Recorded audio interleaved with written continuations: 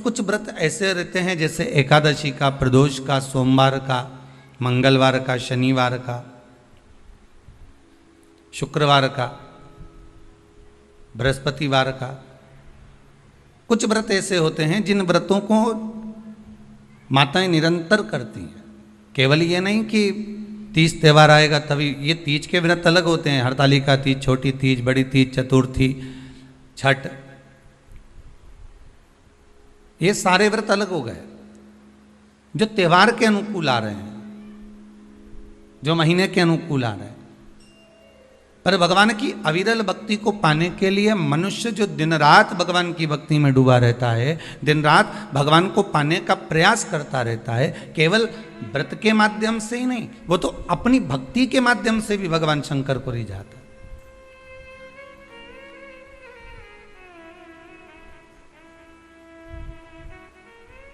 आज संपूर्ण विश्व में सबसे ज़्यादा आनंद की बात तो यह है कि आज रक्षाबंधन का त्यौहार है, और रक्षाबंधन का त्यौहार होने के साथ साथ भी लोग राखी भी बनवा रहे हैं और टीवी खोलकर शिव महापुराण की, क्योंकि व्रत नहीं छूट जाए। यह केवल व्रत की कथा नहीं है, आपका व्रत भी है। ना जाने कितनी गलतियां हम व्रत करते समय कर जाते हैं, ना जाने कितनी गलतियां हम व्रत के पहले कर जाते हैं या व्रत के बाद कर जाते हैं। हम भगवान को रिझा नहीं पाते। कई लोग हैं, कितने सालों हो गए गुरुदेव हमको सोमवार का व्रत करते करते, कितने साल हो गए हमको मंगलवार करते करते, कितने साल हो गए हमको बृहस्पतिवार करते करते। कई ऐसी माताएं जो निरंतर व्रत कर रही हैं, निरंतर व्रत में डूबी हुई हैं, पर उसके बाद भी उनके मन में आता है कि हमारा व्रत सफल हुआ कि नहीं हुआ, भगवान ने उसको स्वीकार करा कि नहीं करा। पार्वती मैया जब व्रत करने बैठती थी तो शंकर उनके सामने आ जाते थे, सती मैया जब व्रत करने बैठती थी तो शंकर जी उनके सम्मुख में जाते थे, माँ गोरा जब व्रत करने बैठती थी तो महादेव उनके सामने आ जाते थे, उमा जब व्रत करने बैठती थी तो भगवान महेश उनके सामने आ जाते थे। तो व्रत जब माताओं ने करा तो उनके सामने भगवान प्रकट हो गए। तो हम व्रत करते हैं तो भगवान क्यों नहीं आता?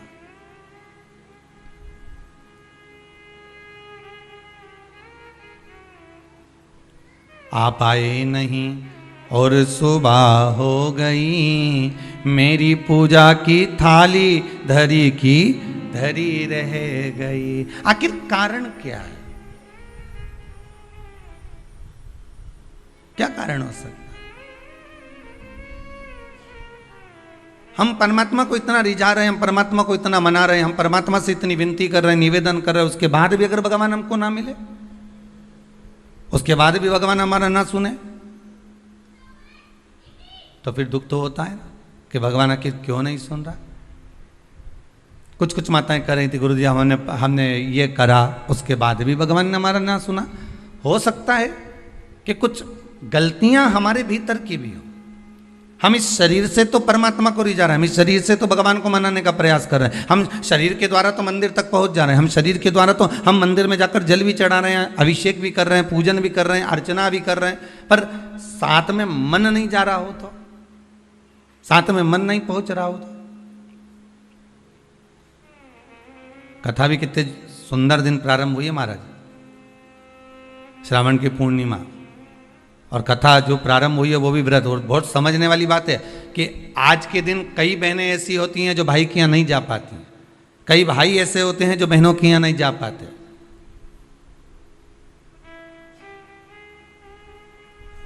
तो क्या इनका संबंध समाप्त हो जाएगा? अरे बोलो तो जम के नहीं।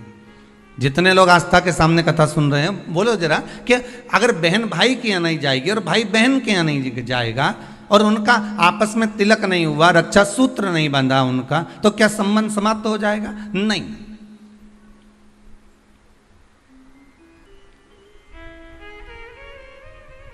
संबंध केवल शरीर का नहीं है, संबंध आत्मा का भी है।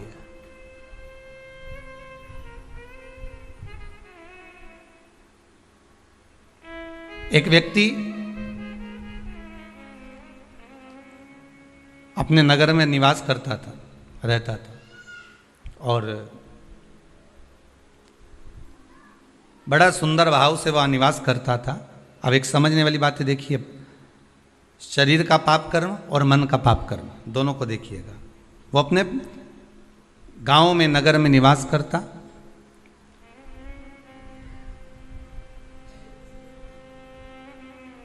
उसने जिंदगी में कभी कोई चींटी नहीं मारी, उसने अपने जीवन में कभी किसी का मन नहीं दुखाया, उसने अपनी जिंदगी में कभी किसी का धन नहीं खाया, उसने अपने जीवन काल में कभी किसी से असत्य नहीं बोला, उसने संपूर्ण जीवन काल में ना असत्य बोला, ना झूठ बोला, ना कपट करा, ना बेईमानी करी, ना प्रपंच करा, ना छल करा, ना कुछ बेकार कर्म करा, कुछ भी नहीं करा। इसके बाद भी वो जब प्राणों को त्याग कर गया तो नरक भोगना पड़ा। दृष्टांत सागर का यह बड़ा सुंदर चरित्र है महाराज।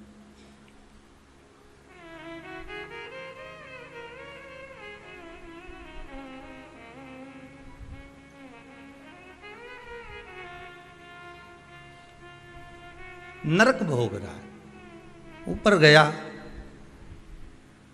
चित्रगुप्त महाराज बैठे थे, इसके पाप गिना रहे थे,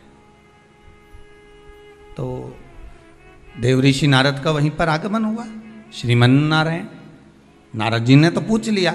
संत के मन में अगर कोई प्रश्न आता है तो संत तुरंत पूछ लेता है कि आखिर कारण क्या है।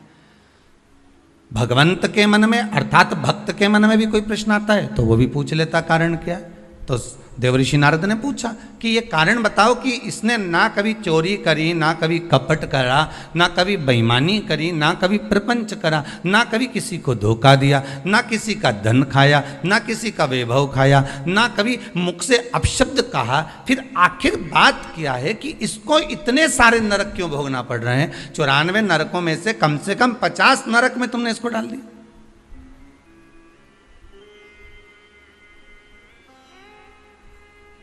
ये नरक में भेजने का कारण क्या है?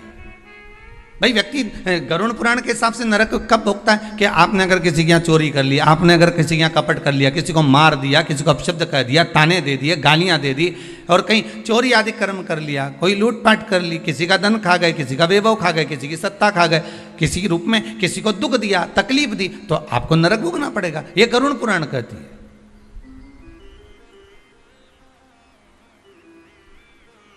तो देवऋषि नारद ने पूछ लिया चित्रगुप्त महाराज से, धर्मराज से, ये बताओ कि इसने ये कुछ करा है क्या? तो क्या कुछ भी नहीं करा। इसने अपनी स्त्री को हाथ उठाया क्या? नहीं। इसने अपने बच्चों से कुछ कहा क्या? नहीं। बच्चों ने इसको कुछ कहा क्या? नहीं। इसने अपने माता पिता की सेवा नहीं करी क्या? करी। सब कुछ करा इसने। फिर नरक किस लिए दिया गया? नरक का कारण क्या है? क्यों नरक भेजा जा रहा है? व्रत शिव महापुराण का सबसे पहला सूत्र आज आप अच्छे से समझ लेना तो आपको पूरी व्रत की महत्वता समझ में आ जाएगी कि हम व्रत करते हैं और भगवान सुनता क्यों नहीं है। बस इस सूत्र को पकड़ लीजिए। दृष्टांत सागर का ये चरित्र अगर आपके जीवन में बैठ गया तो बाकी की शिव पुराण पूरी आपको समझ में आ जाएगी कि व्रत की मूलता क्या है।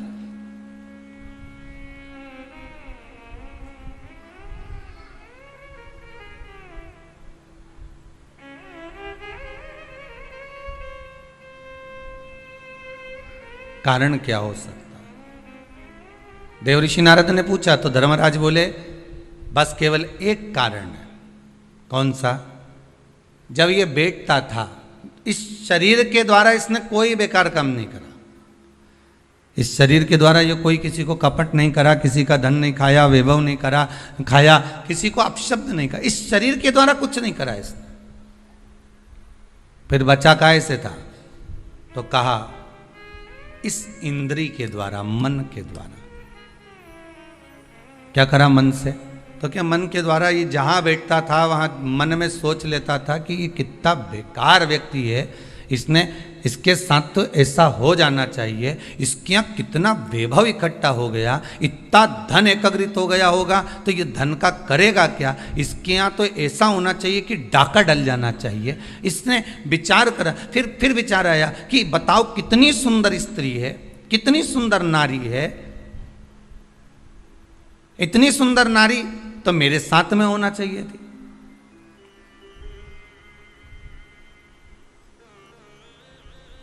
इसकी कितनी प्रॉपर्टी है, कितना वैभव है इसके पास में, कितना धन है इसके पास में। कुछ ऐसा हो जाए कि इसका धन संपूर्ण मेरा हो जाए, इसका पूरा वैभव इतना इतना जितना इसका धन है ये सारा के सारा मेरा हो जाए। अब बोलो शरीर से कुछ कर रहा है क्या वो? जितने आस्था पर सुन रहे हो, जितने फेसबुक यूट्यूब पर सुन रहे हो, दिल से बोलना, उसने शरीर से कुछ करा नहीं, शरीर से कोई चोरी करी नहीं, शरीर से किसी को मारा नहीं, किसी का धन खाया नहीं, पर कर क्या रहा है? मन से उसके जो विकार उत्पन्न हो रहे हैं, मन से जो विचार उत्पन्न हो रहा है, मन से वो जो गलत सोच रहा है, मन से जो उसके विचार धारणा चल रही, मन चित्तवृत्ति से जो गलत विचार उसकी दृष्टि में आ रहा है, बस वो गलत उसको नरक की ओर ले जा रहा। अब तुमने व्रत तो करा, आज कई माताओं का पूर्णिमा का व्रत भी होगा, ऐसा नहीं है, जाएगी राखी बांधने तो कह भी देगी हमारी तो पूर्णिमा जी हम तो तुम्हारे भाभी भोजन नहीं करें। भाई ननंद और आती हैं तो कह भी देती हैं कि आज तुम्हारे पूर्णिमा है, हम काहे को भोजन करें तुम्हारे यहाँ, आज हमारा पूर्णिमा का व्रत है। और कई कई तो रक्षाबंधन पे इसलिए भी नहीं आती कि जाके करेंगे क्या, राखी बांधेंगे और रोटी का बोलेंगे तो रोटी तो खा ही नहीं सकते अपन, व्रत है अपना, तो एक टाइम तो खा सको। पूर्णिमा के व्रत का तो महत्व है, एक टाइम तो भोजन कर सकते हो।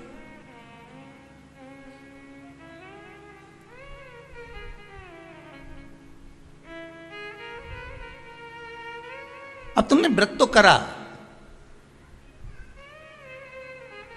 खूब जोरदार व्रत करा, सुबह से लेकर शाम तक कुछ नहीं खाया, कुछ भी नहीं खाया, पर ये मन बार बार अगर दौड़ कर कहीं चले गया, डब्बे में सब लोग भोजन कर रहे थे और सभी लोग प्रसाद को पा रहे थे, सभी लोगों के मन में भाव आया कि कितना सुंदर भोजन बना है, आज तो बाफला एक नंबर का बना है, आज बाटी तो बहुत जोरदार बनी। अब तुमने बनाई तो जीजी के लिए ही थी, ननंद के लिए थी, घर में बेटी के लिए थी, और आज तो मेहमान आया ना, भांजा ने भांजी ने सबके लिए बनाया, और मालूम पड़े ननंद आके कह दे कि नहीं हमारा तो आज श्रावण की पूर्णिमा का व्रत है, आज हम कुछ खाएंगे ही नहीं। अब तुमने बाटी तो बना दी, बाफला तो बना दिया, पूरन पोली तो बना दी, तुमने आज आलू बड़ा तो बना दिया, सब्जी पकौड़ा मंगोड़ा सब बना दिया तुमने, पर बेचारी वो बहन भले राखी बांध रही है, भले वो माँ आई हुई है, उसका व्रत भी है, पर उसकी जो मन है ना थोड़ा सा वो बाफले में तो जरूर जाए, वो बाटी में तो अटकेगा थोड़ा ना। अब आई और माँ भी कह रही है, बार बार मम्मी कह रही है, बार बार माता जी कह रही है, अरे बेटा ले ले एक व्रत छोड़ दे, ले ले थोड़ा, या तू एक टाइम खा लेती यहीं, तो मन में भी सोच के बैठी, हाँ विचार तो है कि एक टाइम खाना तो है, तो घर जाके खाऊं कि यहीं खाऊं, अरे यहीं खा लूंगी मना नहीं है, पर बाफला पूरा ठंडा हो जाएगा ना शाम तक तो। अब चित्तवृत्ति में तो अब वो बाफला ने, बाटी ने, मंगोड़ा ने, आलू बड़ा ने सब अटका हुआ है, वो हृदय चित्त में राखी जरूर बांध रही है, पेड़ा भी खिला रही है, सब कुछ आरती भी उतार रही है, सब कुछ करे, पर चित्त वृत्ति तो वहीं अटकी है ना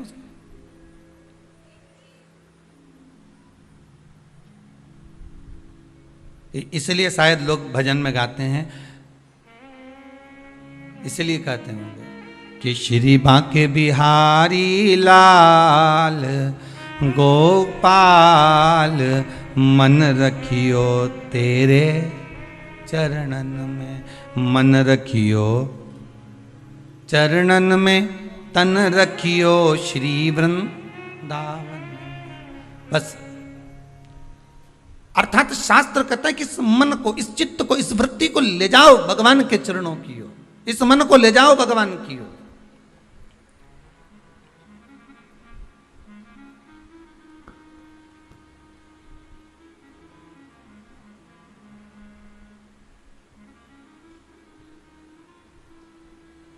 इस मन को परमात्मा तक ले जाओ।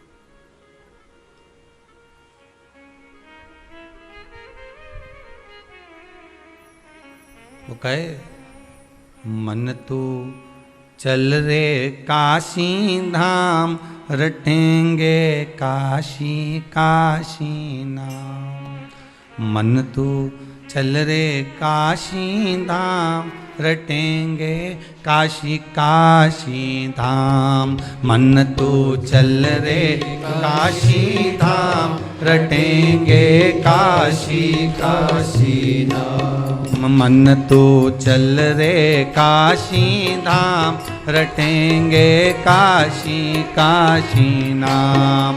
मन तो चल रे काशी धाम, रटेंगे काशी काशी धाम। रटेंगे काशी काशी धाम, रटेंगे काशी काशी नाम। रटेंगे काशी काशी नाम, रटेंगे काशी काशी नाम। रटेंगे काशी काम, रटेंगे काशी काशी नाम। भाव से काशी काशी नाम। मन तो चल रे काशी धाम, रटेंगे काशी काशी नाम। मन तो चल रे काशी धाम, रटेंगे काशी काशी नाम। मन तो चल रे काशी धाम, रटेंगे काशी काशी नाम। मन तो चल रे काशी धाम, रटेंगे काशी काशी भाव से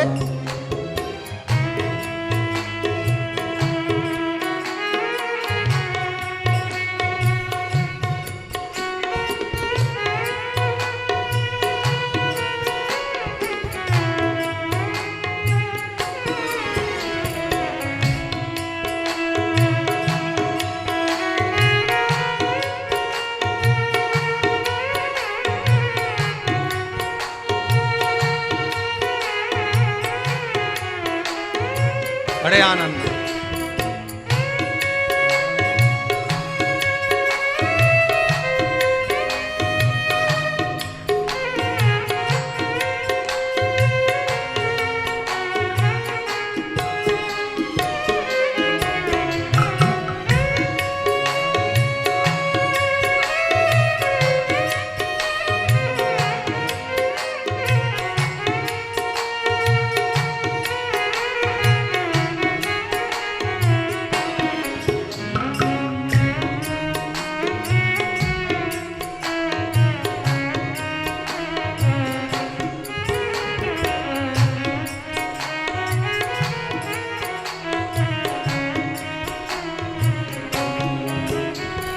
काशी नाम की महिमा भारी, जपते हैं सब नर और नारी। काशी नाम की महिमा भारी, जपते हैं सब नर और नारी। काशी धाम की महिमा भारी, जपते हैं सब नर और नारी। काशी धाम की महिमा भारी, जपते हैं सब नर और नारी। मन तो चल रे काशी धाम, जपेंगे काशी काशी नाम। मन तो चल रे काशी धाम, जपेंगे काशी काशी नाम। ओ मन तो चल रे काशी धाम, जपेंगे काशी काशी नाम। मन तो चल रे काशी धाम, जपेंगे काशी काशी नाम। ए मन तो चल रे काशी धाम, जपेंगे काशी काशी नाम। मन तो चल रे काशी धाम, जपेंगे काशी काशी नाम। इस मन को लेकर जाना है हमको व्रत तक। केवल शरीर का व्रत नहीं होना चाहिए। अगर केवल शरीर का व्रत कर रहे हो ना तो किसी काम का नहीं। आप भले जीवन भर सोमवार का व्रत करते रहो, आप जीवन भर प्रदोष का व्रत करो, जीवन भर एकादशी करो, जीवन भर द्वादशी करो, त्रयोदशी करो, तुम्हारी मर्जी पड़े जो व्रत करो। सोमवार मंगल बुध गुरु शुक्र शनि सारे करो, पर तन से कर रहे हो तो कोई मतलब का नहीं।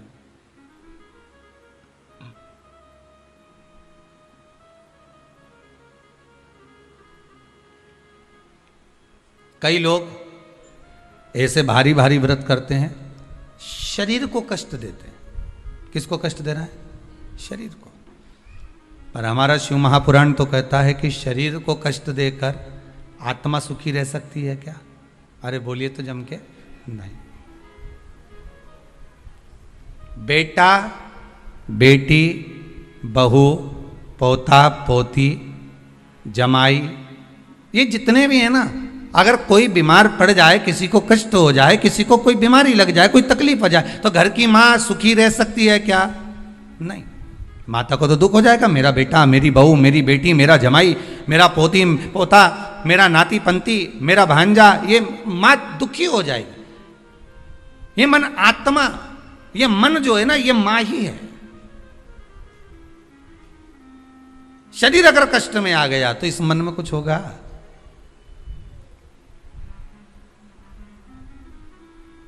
शिव पुराण कहती है बहुत अलमस्त रेखा। यहां तक आपको पहले भी कथा में कहा, वल्लभ कुल की एकादशी करो, भले बकरी जैसे चरो, पर एकादशी करो। बार बार क्यों कहते हैं इस बात के लिए? कि आप ज्यादा भूखे रहकर और बहुत शरीर को कष्ट देकर, मालूम पड़े शुगर और बीपी ऊंचा नीचा हो जाए और तुम हॉस्पिटल में पड़ी रहो, तो फिर उस व्रत का कोई मूल तत्व रहेगा क्या? नहीं। आत्मा का व्रत मूल है, मन का व्रत मूल है।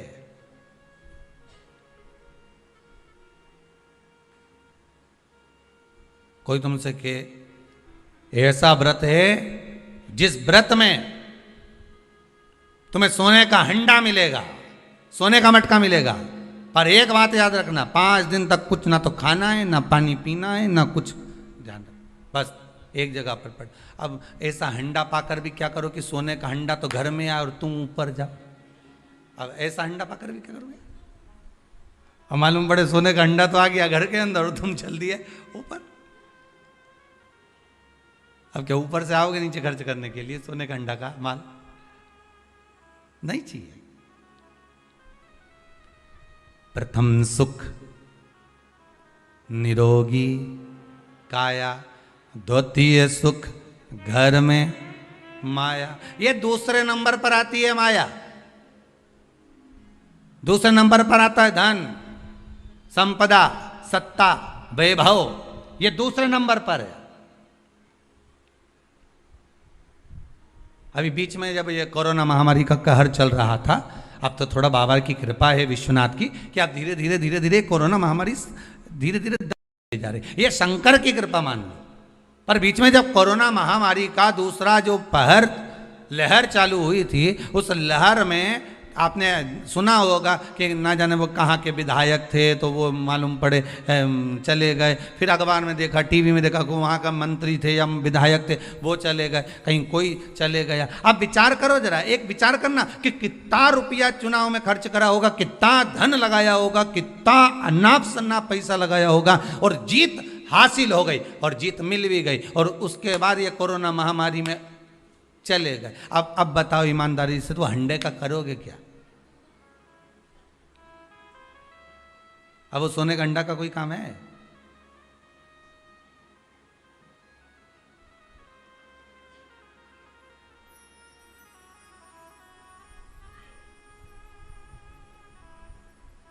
वो एक गीत है ना, वो पहले शादी में चलता था कि सारी की सारी तैयारी रह जाती, मानो उनका एहसान कि यमराज को ना कह दी।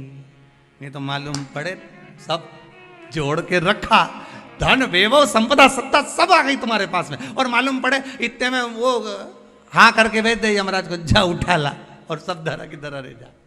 क्या करो उसका? फिर वो वैभव, वो धन, वो दौलत, वो संपदा, वो सत्ता का क्या करोगे?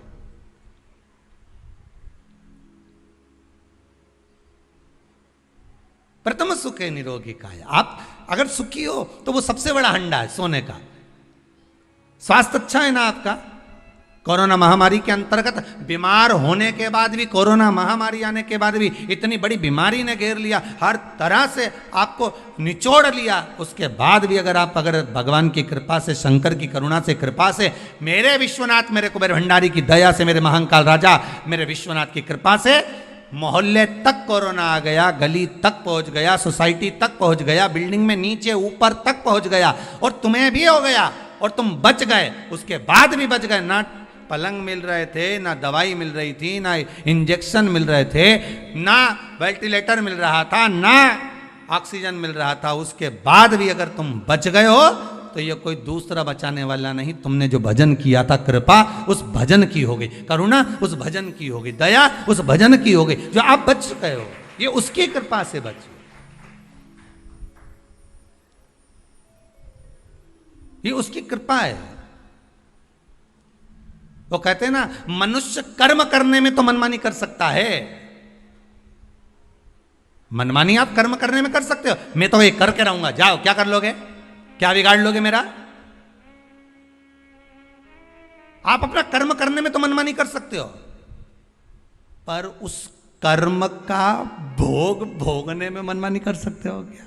नहीं, वो तो फिर जो लिख दिया है उसको तो भोगना पड़ेगा। जो कर्म का फल मिल रहा है उसको तो भोगना है, उसमें कोई मनमानी नहीं है भाई। आप यहाँ चॉइस ला सकते हो कि मेरे को ये खाना है, मेरे को ये पहनना है, मुझे ये करना है, पर ऊपर जाने के बाद कोई चॉइस चलेगी क्या? नहीं, मैं तो एसी का रूम में ही सोऊंगा, बेकुंठ में ही सोऊंगा, नहीं जाना मुझे नरक। मैं झगड़ा करके बता दे, जा लड़।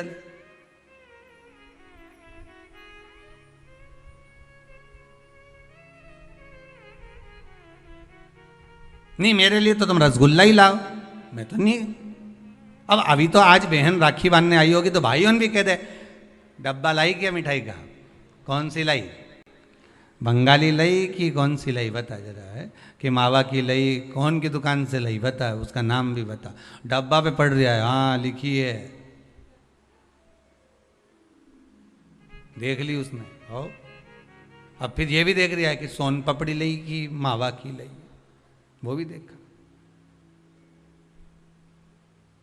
क्योंकि भाइयों भी बड़ा चतुर रहे, डब्बा देख के लिफाफा बनाए। सोन पपड़ी का अगर डब्बा लाई है तो 100 या 200 का, और अगर मावा की लाई है तो फिर 500 का, और अगर बंगाली लेके आई है तो 1000 का लिफाफा यूज दे दे। मतलब लिफाफा भी डब्बे से चले।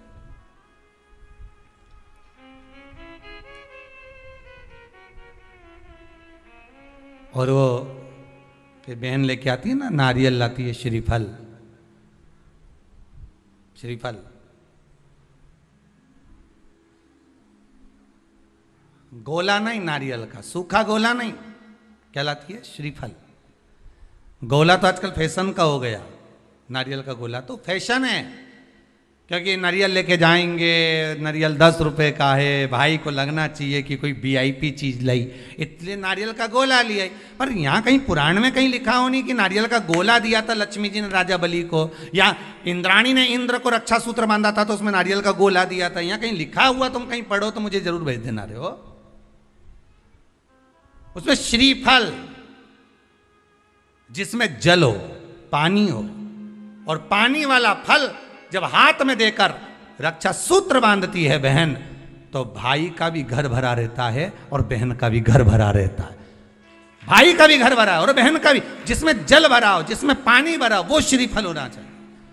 और गोला रखो, मना नहीं है। तुम्हारा मन कर गया कि गोला लेकर आई हूं कि भाभी 2-4 दिन खा लेगी, छोरा छोरी खा रहे, टोरा टोरी खाएगा, हाँ तो रख दो तुम, मना नहीं है। तुम जो दो तो गोला बाद में दे दो, पर हाथ में जब रक्षा सूत्र बंधे, जब राखी बंधे, तो तुम्हारे हाथ में श्रीफल होना चाहिए, नारियल होना चाहिए। क्यों? पहले की कथा में आप स्मरण करेंगे, जो हमने मुंबई में स्कंद पुराण वाची थी, उसमें वर्णन किया था। श्रीफल कार्तिकेय बाबा का प्रतीक है, श्रीफल संत का प्रतीक है, स्कंद का प्रतीक है।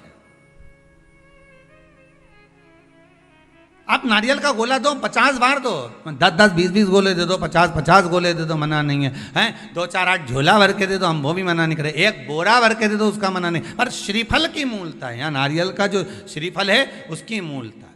और कितनी सुंदर बात है, नारियल जो बहन भाई को देती है, श्रीफल हाथ भरा हुआ रखती है, भाई को बहन जब श्रीफल देती है तो भाई वही श्रीफल अपनी बहन को कुछ दक्षिणा अर्थात कुछ रुपया रखकर, कुछ भेंट रखकर, कुछ स्वरूप रखकर, जब बहन इतनी दूर से आई वही श्रीफल भाई फिर बहन को दे देता है, ये ले तू दे जा, तू रख ले। पर बहन उस श्रीफल को लेकर नहीं जाती है। बहन क्या कहती है, नहीं नहीं तुझे रखना पड़ेगा, तू रख। तो दो चीज में से जब श्रीफल भाई भेंट रख कर देता है अपनी बहन को, तो बहन श्रीफल वहीं भाई के घर छोड़ देती है, भेंट का कुछ भाग लेकर चल देती है। ये बहन का प्रभाव। रक्षा सूत्र को लोगों ने बिगाड़ दिया आज के जमाने में, तो रक्षाबंधन का भी महत्व लोग नहीं जानते कि कैसे रक्षा सूत्र बनना चाहिए, कैसे रक्षाबंधन होना चाहिए, उसका भी विशेष महत्व होता है भाई, उसकी भी मूलता होती है। और एक बात कहूंगा आज रक्षाबंधन पर, आपको अच्छी लगे तो आप स्वीकार करना, ना लगे तो आप छोड़ देना। वैसे भी सीहोर वाला महाराज ताड़ी तड़ी बोले ही बोले है, उसमें क्या दिक्कत, तो बोलने में तो कोई पीछे हटूंगा नहीं। एक निवेदन आप सबसे करूंगा, आपको अच्छा लगे अपने जीवन में उतारिएगा, ना लगे कोई बात नहीं, छोड़ दीजिएगा, पर उतारना जरूर। बहन से प्रॉपर्टी के चक्कर में कितना भी झगड़ा चल रहा हो, बहन का भाई से एक मकान के चक्कर में कितना भी झगड़ा चल रहा हो, संपदा के चक्कर में कितना भी झगड़ा चल रहा हो, तो भी निवेदन करूंगा, बहन और भाई तुम खूब लड़ो प्रॉपर्टी और जमीन के लिए, पर रक्षाबंधन के दिन कम से कम एक दूसरे के नहीं भी जाओ तो फोन लगाकर जीजी और बहन भाई से, भाई बहन से एक बार तो बात कर लो, क्योंकि धन अपनी जगह रह जाएगा साहब, वहां धन नहीं जाने वाला, आपका व्यवहार जाने वाला है, आपका प्रेम जाने वाला। माना उसने कुछ भी करा हो, अदालत में केस लगा दिया हो, 25 केस चल रहे हो अदालत में, 50 बार तुम्हें पेशी पर जाना पड़ रहा हो, 50 बार झगड़े हो गए, 50 बार तलवार लेकर खड़े हो गए, डंडे लेकर खड़े हो गए, एक दूसरे को मारने को तैयार हो गए, पर निवेदन है एक माता के गर्भ से तुम जन्मे हो, कम से कम उस माता के दूध का फर्ज अदा करो। और एक बार कितना भी झगड़ा हुआ हो, इस आस्था चैनल के माध्यम से आज रक्षाबंधन के दिन भले राखी बंधवाओ मत बंधवाओ, पर एक फोन लगाकर तो पूछ लो जीजी कैसी है, कब आएगी बता, या बहन भाई को कह दे रे कैसा है, भूल गया क्या मुझे, भाई भी कह दे लड़ाई की बात मत करना, आज के दिन बस प्रेम की बात करना कि कम से कम बहन का फोन तो आया। मेरा मन कहता है, मेरा दिल कहता है कि शायद दिवाली पर जितनी आतिशबाजी नहीं हुई होगी उतनी आतिशबाजी आपके दिल में होगी, कि जिससे केस चल रहा है वो फोन लगाकर पूछ रहा है कि भाई ने पूछा बहन से, बहन ने पूछा भाई से कैसे हो, भाभी से बात कर लो, थोड़ा बच्चों से बात कर लो। माना अदालत में देखा जाएगा, लड़ाई झगड़े सब होंगे, सब कुछ होगा, कौरव और पांडवों की कथा तो देखो रे कितनी सुंदर है,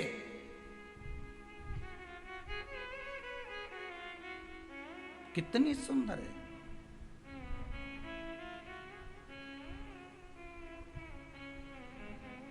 पांडवों की बहन सुभद्रा राखी बांधने कौरवों को जाती है, कौरवों की बहन राखी बांधने के लिए पांडवों को जाती है। जरा विचार करिए,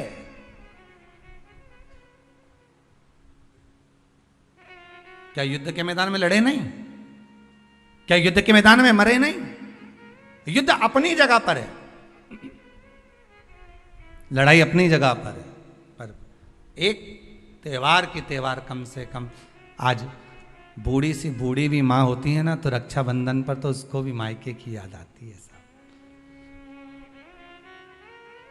क्यों नहीं जाती वो, क्योंकि ये घर कौन देखे, बहुवन सब चली गई तो उसको तो देखना है ना। बूढ़ी से बूढ़ी भी माँ हो ना तो उसको भी याद आती है मायके की, वो बहू से कह देती है ले लिफाफे में थोड़ी सी 2 राखी रख दे और हमारा दोनों भाइयों के लिए कोरियर कर दे, 5 दिन 8 दिन पहले से कह रही है भेज दी क्या बेटा, भेज दी क्या बेटा, हाँ मम्मी भेज दी है, वो पहुँच जाए उसमें एक पत्र लिख के डाल दे कि बंधवा लेना, हो थारी बुआ ने भेजी है बंधवा लेना, तेरी बहन ने भेजी है।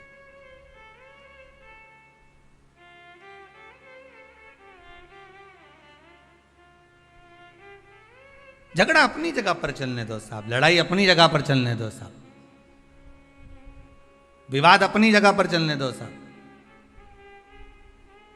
पर इस दिल को, इस मन को एक बार तो लेकर जाओ। मत जाओ तुम राखी बंधवाने, मत जाओ तुम राखी बांधने, पर फोन तो लगा लो। एक बार तो दिल से कह सकते हो कि कैसी हो, भले कितना झगड़ा, कितना लड़ाई, कितना विवाद क्यों ना हो। अच्छा लगे तो आप अपने पास रखना, बुरा लगे तो छोड़ देना, हो कोई बात नहीं। और दोनों के मन में ये बात भी नहीं आना चाहिए जब फोन लगाएं तो कि समझौते के लिए लगाया होगा या धन के लिए लगाया होगा। ये भी मन में भाव मत लेकर आना, वो तो इसलिए लगाया है कि सीवर वाला महाराज बोला है। वो तो शंकर जी आज्ञा कर रहे हैं। शंकर शिव पुराण से व्रत शिव महापुराण की कथा आज श्रावण के इस पूर्णिमा के दिन रक्षाबंधन पर जो प्रारंभ हुई है, हो सकता है ना जाने कितने भाई बहन इस कथा के माध्यम से वापिस जुड़ जाएं, उसकी प्रसन्नता रहेगी साहब। आप कर लो एक बार,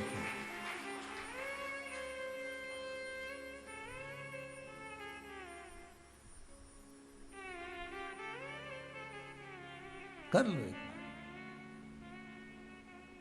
और टालना मत ही, तुम तो अभी कथा चलते चलते में कर लो रे, कई दिक्कत नहीं, कथा अपनी चलती रहेगी। तुम तो एक बार फोन लगा के बोल दो जीजी कैसी है बस, और जीजी बोल दे भाई कैसा। जिसके यहाँ झगड़ा हो, प्रेम, बस एक बार फोन लगा के बस कथा होती रहेगी। ये तो चलेगी 2 बजे से 5 बजे तक, तुम इसकी चिंता मत करो। तुम तो लगा लो, आज अपन त्योहार ही मना ले आज अच्छा से, तुम तो लगाई।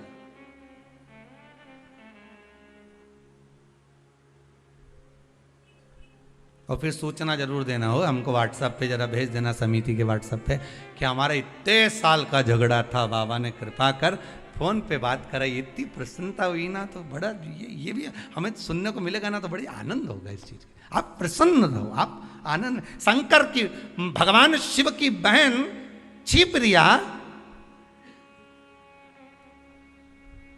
पूरी दुनिया की सबसे बड़ी राखी वही बनती है, उज्जैन के महाकाल को। पूरी दुनिया की सबसे बड़ी राखी उज्जैन के महाकाल को ही बनती है। और कैसी थी माता छिप्रिया, जरा उठा के चरित्र तो देखो छिप्रिया माता का। क्या करती थी, भाभी भोजन बना के रखती, नंदी को खिला के चली जाती। पार्वती जी भोजन बनाती और ननंद आती और बना हुआ भोजन उठाए सारा, जैसे ही भाभी गई बाहर बर्तन मांजने, और छिप्रिया ने उठाया भोजन नंदी को खिला दिया, ले नंदी जल्दी से। और नंदी नहीं दिखे तो भृंगी तू खा ले, श्रृंगी तू खा ले। अच्छा, चतुर भी इतने थे ये नंदी, भृंगी, श्रृंगी, कि खाने के बाद डब्बा कम मांझ के रख देते तो पता ही नहीं चलता था भोजन करके।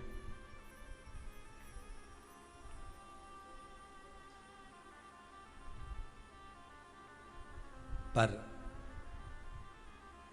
भाभी की कितनी बारंबार परीक्षा माता छिप्रिया ने ली। माता छिप्रिया ने कितनी बार छिप्रिया ने परीक्षा ली है, भगवान शिव की भी और साथ में भाभी की भी, पार्वती मैया की।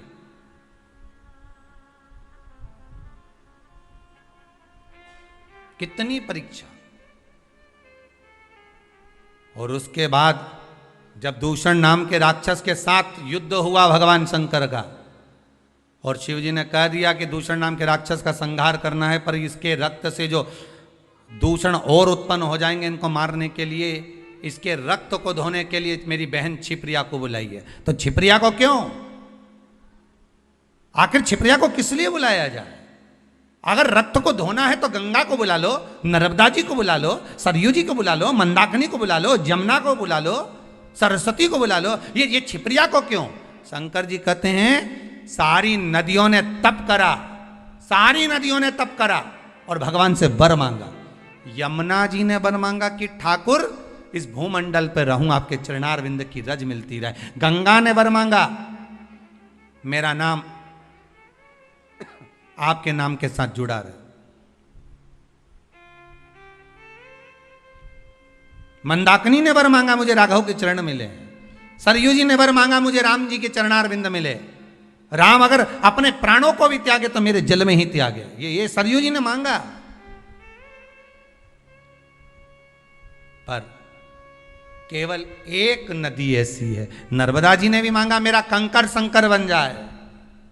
केवल एक नदी ऐसी है जिस नदी ने 33 कोटि देवताओं से कुछ नहीं मांगा, और वो नदी नहीं, शंकर जी की बहन। शंकर जी क्या मांगते तुमसे? भोलेनाथ जी ने कभी तुमसे कुछ मांगा कि मेरे यहाँ 1 किलो मिठाई का डब्बा लेके आओ रे?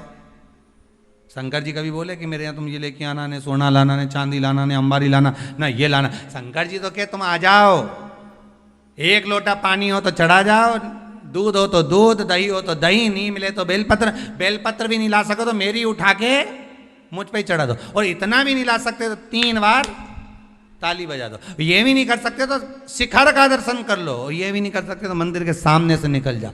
बस इतना तो कर सकते हो, नहीं गाड़ी ली भुड़ भुड़ करे, देखता वो निकल जाए, बस उतने में समझ जाए बहुत है। अरे जिससे स्नेह होता है ना, जिससे प्रेम होता है, मेरे शंकर को अगर आप स्नेह करते हो, प्रेम करते हो, शिव के प्रति समर्पित हो, शंकर के प्रति आपका वात्सल्य, आपकी करुणता, आपका आनंद शिव से अगर जुड़ा हुआ है, तो मात्र गाड़ी लेकर भी निकल गए तो वो देख लेगा कि गया है अभी यहां से हो, और तुमने देख लिया बैठा है महादेव अभी अंदर, उतना ही बहुत है।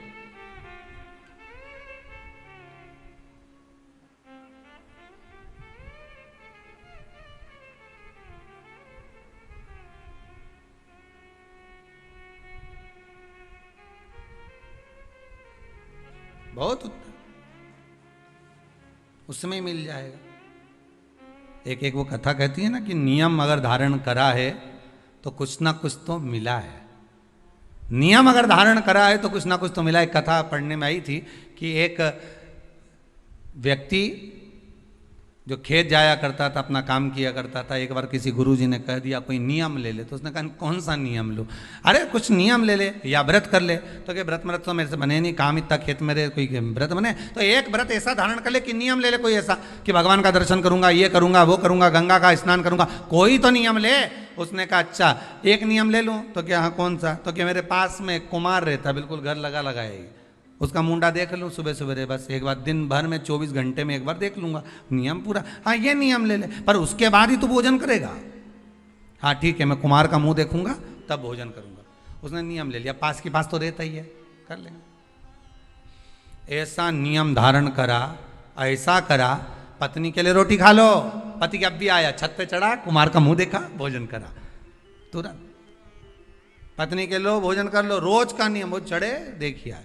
अब आज 2 साल हो गए नियम बने, पत्नी के लिए भोजन कर लो, पति बोला अब भी आया, और ऊपर गया देखने तो कुमार ही गायब था। तो क्या आज कहाँ चले गए ये? तो इसके घर चले गया, घर जाके आवाज लगाया, जैसी आवाज लगाया तो वो तो दिखा ही नहीं, उसकी पत्नी निकल के आई। क्या हो गया? पति कहाँ है तुम्हारा? क्या वो तो मिट्टी लेने गए। तो मिट्टी तो वो इतने दिन की लेके आते थे हमेशा, और रोज तो दोपहर में जाते थे, आज इतनी जल्दी कैसे चले गए? पता नहीं कहाँ गए, पता नहीं। वो ढूंढता ढूंढता ढूंढता ढूंढता चले गए सीधे वन में, जहां पर वो मिट्टी खोद रहा था, और कुमार जहां मिट्टी निकाल रहा था, ये वहीं पहुंचा। जैसे कुमार ने फिर मिट्टी को खोदा, उसके अंदर से एक सोने का हंडा निकला। हंडा जैसे ही निकला, कुमार खुश हो गया, ये गया, और जाते से ही इसने इसका मुंह देखा कुम्हार का। देखते से इसको तो इतनी भूख लग रही थी, ने जम के चिल्लाया देख लिया, और जो बोला देख लिया, और भागते भागते गया। कुमार ने सोचा हंडा देख लिया। अब कुमार वो हंडे को छुपा के कपड़े में इसके हाथ दौड़ दौड़ कर जाए, अरे रुक तो जा, अरे रुक तो जा, मैं दे रहा हूं, रुक तो जा। के देख लिया और के दे रहा हूं, रुक तो जा करते करते कुमार के यहाँ से दौड़ता कुमार इसके पीछे, और ये अपने घर में गया। पत्नी से कहा जल्दी रोटी दे, और ये जीमने के लिए बैठा। कुमार आया, भाई देख आधा तू रख ले, आधा मैं रख लूं, पर किसी से मत कहना। इसने कहा क्या आधा आधा करना, ये मेरे को जो सोने का अंडा मिला ना, तूने तो क्या देख लिया, आधा सोना इसको मिल गया, आधा उसको मिल गया। वो व्यक्ति खेत पर जो काम करने वाला था, वो गुरुजी के पास गया, गुरुदेव आपने कहा था एक नियम बना लो, अगर वो नियम भी अगर तुमने बना लिया तो भगवान कहीं से भी दे देता है। देता जरूर है, पर नियम तो बनाओ, कोई एक नियम तो धारण करो। एक नियम बनाओगे ना तो भगवान दे देगा, पक्का है, पर बनाओ तो।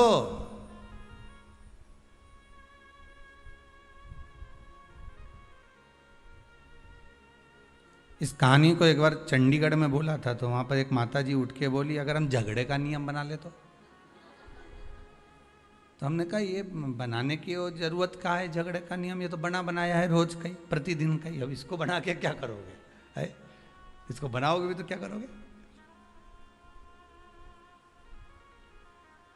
नियम बना लिया है, व्रत वास। आखिर ये छिप्रिया ने शंकर भगवान की बहन छिप्रिया, आखिर इसकी इतनी बलता कैसे आ गई, इतनी प्रबलता कैसे आ गई? लोग गंगा महारानी को ज्यादा पूछें, यमुना जी को पूछें, नर्मदा को पूछें, सरयू जी को पूछें, मंदाकिनी को पूछें, पर छिप्रा की महत्वता इतनी कैसे आ गई? तो कहा ये कोई साधारण नहीं है। गंगा का जल उलाते तब ये दूषण नाम के राक्षस का जो रक्त है उसको धोते, या यमुना जी को सरयू जी को बुलाकर धुलवाते, पर मेरी बहन छिप्रिया आएगी, जल के वेग में आएगी, उसको ही क्यों? तो कहा उसने आज तक कुछ नहीं मांगा, कुछ भी नहीं। कितना सुंदर संवाद है। आज रक्षाबंधन पर छिप्रिया का चरित्र बहुत ध्यान से सुनना। उज्जैनी जाओ ना तो महाकाल की नगरी में, तो छिप्रा का दर्शन कर कर आया करो।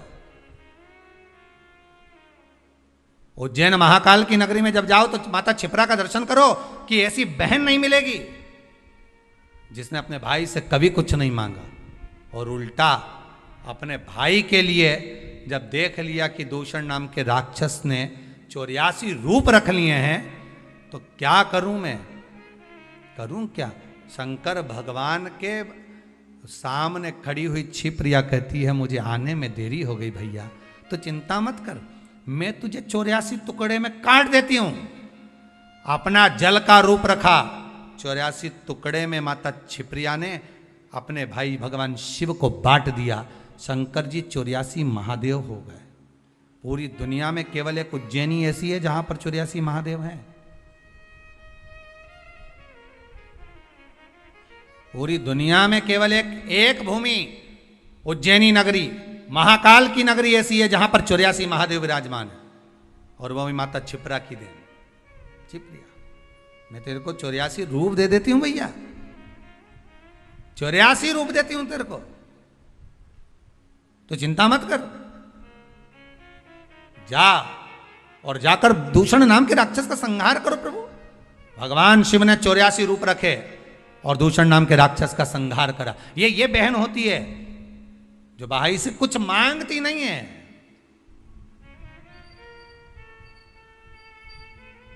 कुछ नहीं चाहिए। बहन तो कहती है मुझे क्या चाहिए, तुम दे भी दोगे, साड़ी तो क्या करूंगे, मेरे पास तो पहले से बहुत सारी पड़ी है, क्या करना भैया, भाभी रहने दो, बस व्यवहार अच्छा रखो, प्रेम अच्छा रखो, वाणी अच्छी रखो, मीठा बोलो, अच्छे से बोलो, बस इतना चाहिए, और कुछ भी नहीं चाहिए मुझे, और कुछ नहीं चाहिए।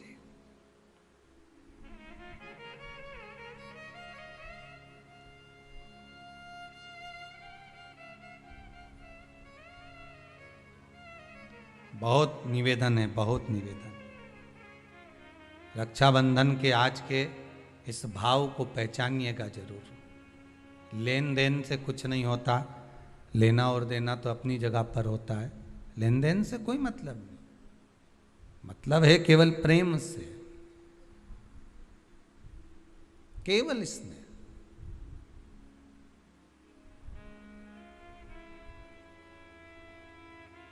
भाई को लगे बहन इतनी पैसे वाली है, पति इतना कमा रहा है, और भतीजों के लिए जरा सा सामान नहीं लाई, थोड़ा सा सामान लेकर आ जाना था अपने भतीजा भतीजी के लिए। तो भाइयों से निवेदन है, बहन से ये आशा मत रखो कि भतीजों के लिए कुछ लेकर आए, आशा ये रखो कि बहन हमारे दरवाजे पर आ जाए। पहले भी कहा, फिर कहते हैं, गाय बेटी, बहन बेटियां, गौ माता और संत ब्राह्मण। संत ब्राह्मण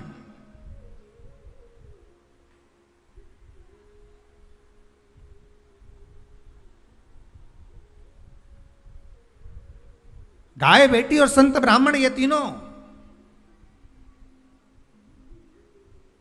तीनों, ये तीनों का बड़ा बड़ा महत्व, और ये तीनों राखी से जुड़े हुए हैं, तीनों रक्षाबंधन से जुड़े हुए महाराज जी।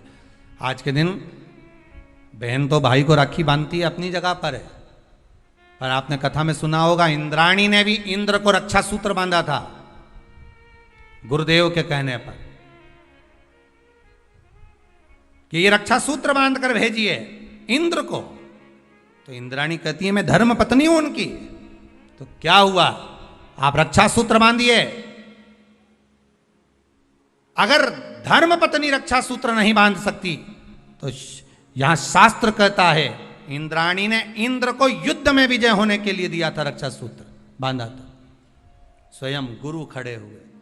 शास्त्र कहता है आज के दिन अगर बहन बेटी आए ना आए, या रक्षा सूत्र आपके हाथ में बंधा हो ना बंधा हो, या आपकी दुकान में व्यापार में गल्लक में कांटे में तोल कांटे में आदि आदि की जगह पर रक्षा सूत्र ना बंधा हो, तो किसी ब्राह्मण को फोन लगाकर बोलिए, ब्राह्मण को बुलाइए और ब्राह्मण से कहिए कि आकर हमारी दुकान में आप रक्षा सूत्र बांध दीजिए। गाय, ब्राह्मण, साधु, संत और बहन बेटी, ये तीन काल का हरण करती है, इसलिए इन तीनों की महत्वता। जब ये राखी जो बनती है ना, ये रक्षा सूत्र जो तुमने बांधा है, ये मोली जो बांधते हैं, कलेवा जो बांधते हैं, ये रक्षा सूत्र बहुत दिन तक जब बंधा रहता है, बंधा रहता है, बंधा रहता है, पूरा समय 8 महीने, 9 महीने, 6 महीने, 4 महीने, 3 महीने, जितना भी आप लोग बांध कर रखते हैं, जितना भी 8 दिन, 15 दिन, 20 दिन, जब तक आप बांध कर रखते हैं, उसके बाद में इसको खोलने के बाद कहाँ डाला जाता है?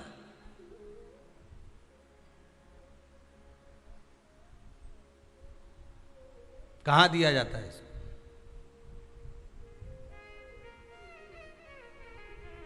वो रक्षा सूत्र को कहां डाला जाता है? तो कहते हैं जिस स्थान पर गाय को बांधा जाता है, जिस स्थान पर गाय को बांधा जाता है, उस स्थान पर इस रक्षा सूत्र को ले जाकर एक और किसी भी खूंटे से गाय के, या गाय का जो ग्वाड़ा होता है, गाय जहाँ बंधती है उस स्थान पर कोई कील लगी हो, कोई खूंटा लगा हो, उससे इस रक्षा सूत्र को खोलकर बाद में बांध दिया जाता, वहां रख दिया जाता।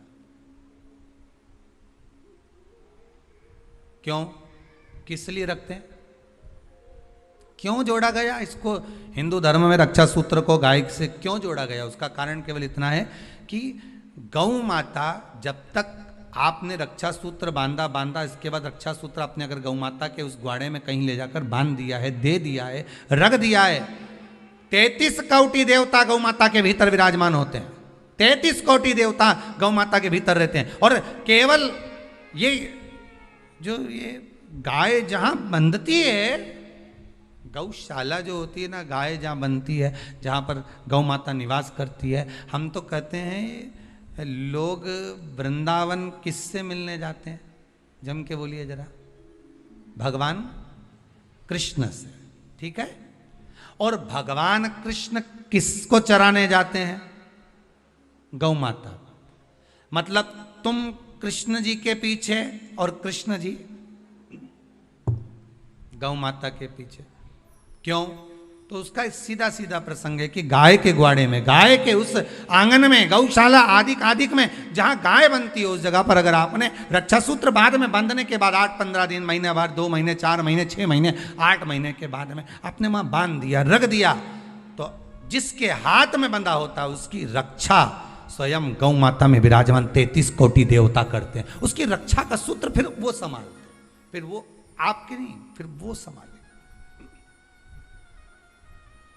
कोई बड़ा काल आ रहा है, कोई बड़ा एक्सीडेंट होने वाला है, कोई ग्रह बेकार हो गया, उसको फिर संभालेगा कौन? वही गौ माता। गाय, बेटी और संत, ब्राह्मण, साधु, सन्यासी, तपस्वी, साधक, उपासक, ये संभाल लेते,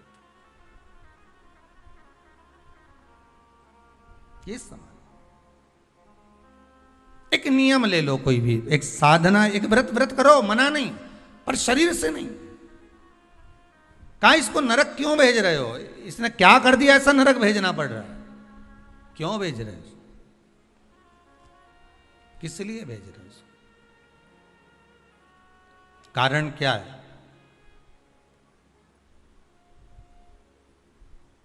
क्या? तो कहा कारण केवल एक ही है, शरीर। केवल एक कारण है, शरीर से तो कुछ नहीं करा, पर मन विचलित हो गया, मन चला गया। और जब मन विचलित हो जाता है, तुम हाथ से शरीर से भले कुछ करो ना करो, यहां तक शिव पुराण की कथा कहती है कि मंदिर में जाकर आप लोटा भर के पानी भी नहीं चढ़ाओ और मन से कह दो कि आज मैं भगवान शंकर को हृदय से, मन से, भाव से, आज मैं शिव को गंगा का जल चढ़ा रहा हूं, आज मैं शंकर भगवान को छिपरा का जल समर्पित कर रहा हूं, आज मैं नर्मदा जी का जल चढ़ा रहा हूं, आज मैं सरयू जी का जल चढ़ा रहा हूं। मन से कह दिया आपने, भगवान ने उसको स्वीकार कर लिया और आपको पुण्य भी मिल गया।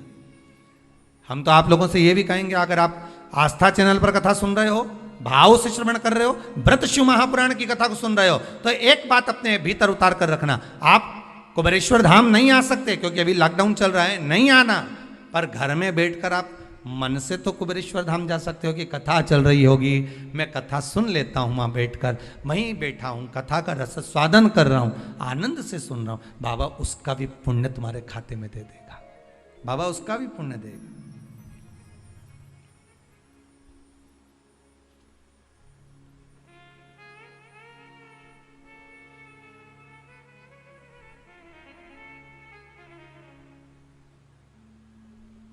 बस हृदय से जपो। ये जीवन को संवारने का एक तरीका है, एक सुख है। शरीर नहीं ले जाना है। उपवास में, व्रत में हमें शरीर नहीं ले जाना है। उपवास में, व्रत में हमें क्या ले जाना है? मन। इस मन को ले जाओ तुम, तब साधना।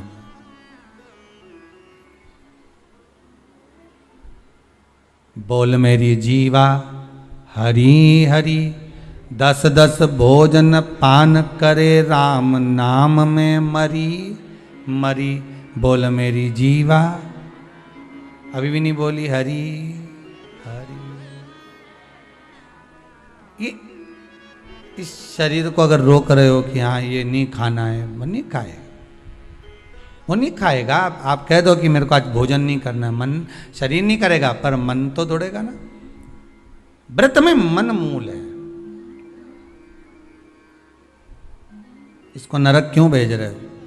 देव ऋषि नारद ने पूछा कि नरक भेजने का कारण क्या? ना तो इसने पाप करा, ना छल करा, ना बेईमानी करी, ना कपट करा, ना कोई चीज चुराई, ना किसी का धन खाया, ना वैभव खाया, फिर नरक क्यों? तो कहा नरक इसलिए भेजा जा रहा है कि मन से गलत सोच रहा था। बहुत सुंदर बात है भाई, आपसे भी कहेंगे। अच्छा लगे ठीक है, वो आपकी मर्जी, पर मन से भी पाप मत करो।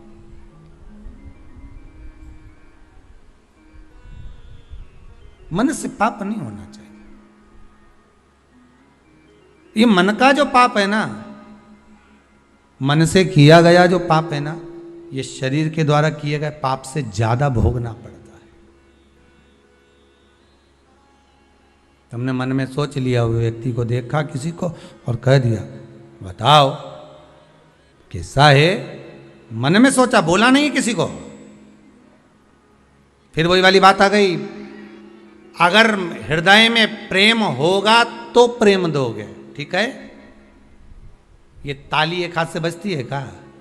दो ही हाथ से बजती है ना। आप किसी को प्रेम दोगे तो सामने वाला आपको प्रेम देगा। आप स्नेह दोगे, स्नेह मिलेगा।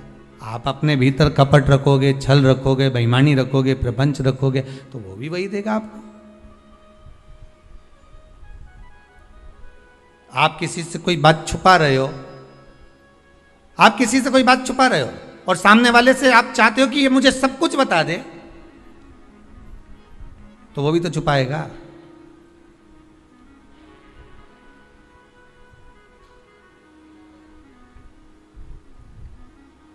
ये कितने सारे सीसीटीवी कैमरे लगने लगे, लगते हैं कि नहीं लगते? दुकानों में,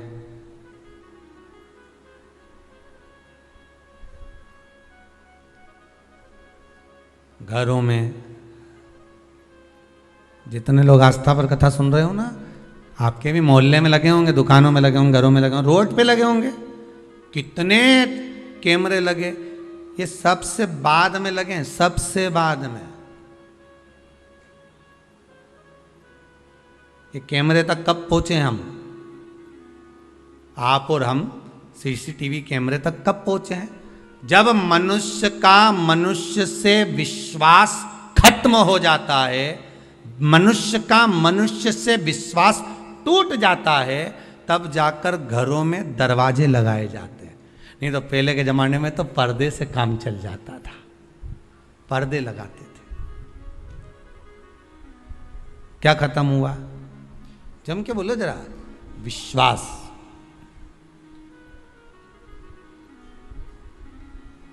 जब मनुष्य का मनुष्य से विश्वास कम होता है, तब दरवाजे लगते हैं, तब दरवाजे लगाए जाते हैं।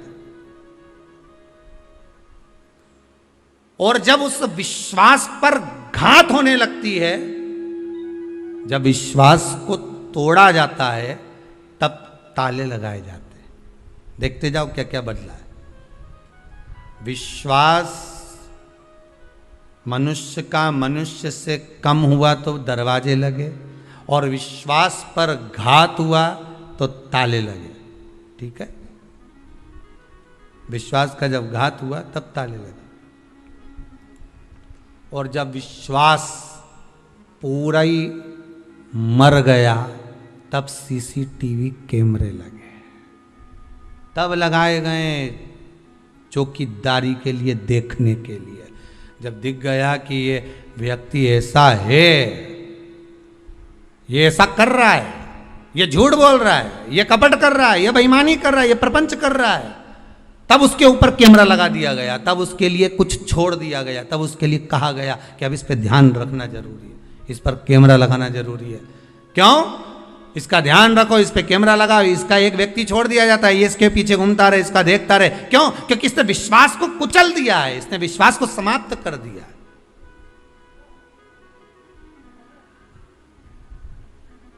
विश्वास मनुष्य का मनुष्य पर कम हुआ तो दरवाजे हुए, घात हुई तो ताले लगे, और जब विश्वास पूरा ही कुचल गया तब जाकर कैमरे लगे। ये कोई ऐसे ही नहीं लगा दिए गए कैमरे। कैमरे लगाने में तुम समझना, कोई होंगे ऐसे जो आपस में विश्वास तोड़ दिए होंगे, तब तो किसी ने तुम्हारे ऊपर निगाह रखी, तब तो तुम्हारे ऊपर चौकीदारी लगी, तब तो किसी ने किसी व्यक्ति को तुम्हारे लिए छोड़ा होगा कि भाई इसने विश्वास को कुचल दिया, झूठ पर, कपट पर, छल पर, बेईमानी पर, झूठ पर विश्वास को कुचला है, इसलिए कैमरा लगा, इसलिए किसी को छोड़ दिया गया कि अब ध्यान रखो, विश्वास कुचला गया। और निवेदन है, फिर कहूंगा, इस व्यासपीठ से निवेदन कर सकता हूं कि विष दे दो किसी को चलेगा, पर विश्वासघात मत करिए, किसी के साथ विश्वासघात, झूठ ना बोलिए, असत्य ना बोलिए। यहाँ तो शिव महापुराण की कथा कहती है, सत्यम शिवम सुंदरम। आपको अच्छा लगे भोजन, पेट भर कर पाइए, बहुत प्रेम से पाइए, पर झूठा ना कहिए। असत्यता का व्यवहार श्रेष्ठ नहीं होता शंकर के।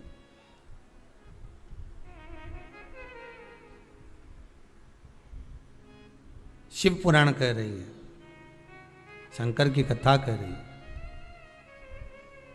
आज वो तड़प रहा है, 94 नरकों में से 50 नरक में उसको फेंका गया।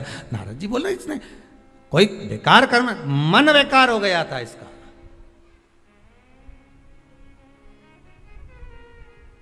जब व्यक्ति का मन बेकार होता है तभी वो गलत कर्म कर पाता।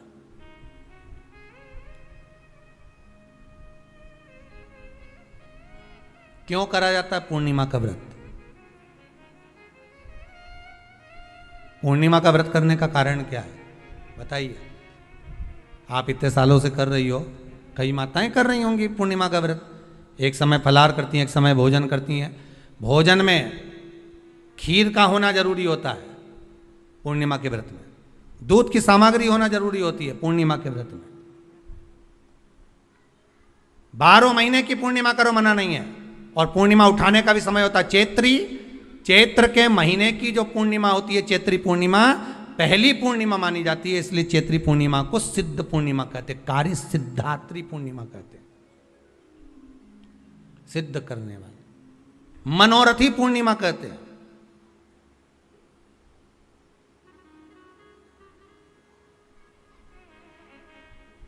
मनोरथी पूर्णिमा, इसलिए पूर्णिमा का व्रत कहां से उठाया जाता है? चैत्र के महीने की पूर्णिमा से पूर्णिमा का व्रत उठाया जाता है कि मैं महीने की पूर्णिमा करूंगी तो वो चैत्र पूर्णिमा से उसको उठा लिया जाता है। पर उसका एक नियम रहता है, आप फलाहार करें अपनी जगह पर है, पर एक समय भोजन कर रहे हैं वो अपनी जगह पर, भोजन के साथ में मीठे के साथ थोड़ा दूध की सामग्री होना जरूरी होती है। और क्यों करते हैं पूर्णिमा का व्रत, किस लिए किया जाता है, क्यों करा जाता है, उसका व्याख्यान वर्णन शिव महापुराण के अंतर्गत स्कंद पुराण में लिखा गया। स्कंद पुराण में वर्णन किया है श्री वेद व्यास जी महाराज ने, कहा ये पूर्णिमा का व्रत इसलिए किया जाता है कि व्यक्ति का जब मन गलत भ्रम में जाने लगता है, मन जब गलत जगह पर जाने लगता है, तो ये मन को गलत जगह पर ले जाने वाला कौन होता है? तो कहा ये चंद्र होता है। व्यक्ति की राशि के अंतर्गत, व्यक्ति की पत्रिका के अंतर्गत, व्यक्ति की ग्रह दशा के अंतर्गत जब चंद्र बेकार चलता है तो व्यक्ति अच्छा करते करते भी बेकार करने लग जाता है। चंद्र डोल रहा है। कई माताएं कहती हैं गुरुजी हमारे बेटे को आशीर्वाद दीजिए, बहुत गलत संगत में जा रहा है, मतलब समझ जाना कि चंद्र गड़बड़ जा रहा है। बेटी अगर गलत मार्ग पर जा रही है, बेटी अगर गलत संगत में जा रही है, किसी अन्य व्यक्ति को आकर्षित हो, चंद्र गड़बड़ हो रहा है, उसका चंद्र कहीं जा रहा है। कोई पुरुष, कोई लड़का कोई गलत मार्ग पर जा रहा है, चंद्र गड़बड़ हो रहा है। घर में जो क्लेश उत्पन्न होता है, घर में जो विवाद उत्पन्न होता है, उस विवाद को रोकने के लिए केवल चंद्र की ही, इसलिए तो पूर्णिमा घर की नारियां, हमारे यहाँ हिंदू धर्म में यहां तक स्कंद पुराण में कह दिया कि प्रत्येक आप लोग कभी आप लोगों ने सत्यनारायण जी की कथा करवाई है? जितने लोग आस्था चैनल पर कथा सुन रहे हैं, जितने लोग फेसबुक यूट्यूब पर कथा सुन रहे हैं, यूट्यूब पर कथा का श्रवण कर रहे हैं, उनने कभी सत्यनारायण की कथा करवाई होगी। तो उसमें लिखा है हर कार्तिक, हर पूर्णिमा को, हर संक्रांति को ब्राह्मण सत्यनारायण भगवान की कथा या राजा या वैश्य कथा को कराता था, या बढ़िया कथा कराता। सुनी कि नहीं सुनी ये बात? सत्यनारायण भगवान की कथा में लिखा है, स्कंद पुराण के अंतर्गत जो सत्यनारायण भगवान की कथा का स्मरण किया उसमें लिखा है प्रत्येक संक्रांति पूर्णिमा को सत्यनारायण की कथा करवाने लगा और ये योनि को प्राप्त हुआ, इस योनि से छूटा, इस योनि में गया। लिखा है, सब कुछ लिखा है। अब उत्ते से समझ जाओ कि पूर्णिमा को सत्यनारायण की कथा करने का बोला है, तो पूर्णिमा को सत्यनारायण की कथा का क्यों बोला? वैसे तो रोज कराओ सत्यनारायण जी की कथा, प्रतिदिन कराओ, मना नहीं है। आप क्या कोई विशेष फंक्शन है आप सत्यनारायण जी की कथा करवा, पर पूर्णिमा संक्रांति को और संक्रांति को पूर्णिमा को सत्यनारायण की कथा का स्मरण क्यों करवाया गया? क्योंकि पूर्णिमा के दिन अगर ये भगवान का व्रत रख लेगी, पूर्णिमा के दिन अगर ये खीर का प्रसाद बना लेगी, थोड़ा सा दूध की कोई सामग्री बना लेगी और भगवान को भोग लगा देगी, भले सत्यनारायण भगवान के भाव से बनाए, भले सत्यनारायण जी के निमित्तार्थ बना, पर अगर इसने सत्यनारायण भगवान के निमित्त से बना, पर पूर्णिमा के दिन अगर ये व्रत रखेगी, उपास रखेगी या कोई सामग्री बनाकर भगवान की पूजन कर लेगी, तो इसके घर में जो अशांति है वो शांति में बदल जाएगी। इसलिए कई घरों में आज भी सत्यनारायण भगवान की पूजन हर पूर्णिमा को करती है। माता किताब लेके बैठ जाती है, तुरंत उन्हें ऑफिस जाना, कहीं काम पे जाना, और तुरंत उसने जल्दी जल्दी कलश रखा, कलश नहीं भी रखे तो भगवान की पूजन कर को रखे, ब्राह्मण देवता को बुला लेगी, ब्राह्मण नहीं आएंगे तो खुद कर लेगी, पर करती जरूर है। इतना सा आटा सेक लेगी, पंजेरी बनाई, सीरा बनाई, मिठाई रख दो, कुछ भी करेगी, पर सत्यनारायण की कथा कर ले, उसका मन लग गया उसमें, मतलब पूर्णिमा को करना है। उसको करने से क्या होता है? शांति रहती है, शीतलता रहती है। जिसके घर में हर महीने की पूर्णिमा को खीर बनती हो, ध्यान दीजिएगा, बहुत सुंदर संवाद चल रहा है, बहुत ध्यान देने वाली बात है। प्रत्येक महीने की पूर्णिमा को जिसके घर में दूध की सामग्री बनती हो, दूध की सामग्री तैयार होती हो, खीर प्रसाद तैयार होता हो, उसके घर में कभी क्लेश नहीं हो सकता। चाहे सास बहू एक दूसरे के सामने वो कहे ना, वो सांप और नेवले की लड़ाई क्यों ना, फिर भी शांति हो जाती है। पर प्रत्येक महीने की पूर्णिमा होना चाहिए। ये नहीं कि तुमने एक महीने की पूर्णिमा पे बना लिया और दूसरे महीने की पूर्णिमा को गायब कर दिया। फिर किसी ने कह दिया आज चूरमा तो बन रहा है, दाल बाटी तो बन रही है चूरमे के साथ में, लड्डू बन रहे हैं, तो काय को खीर बना रही हो? तो तुमने अब वो खीर प्रसाद।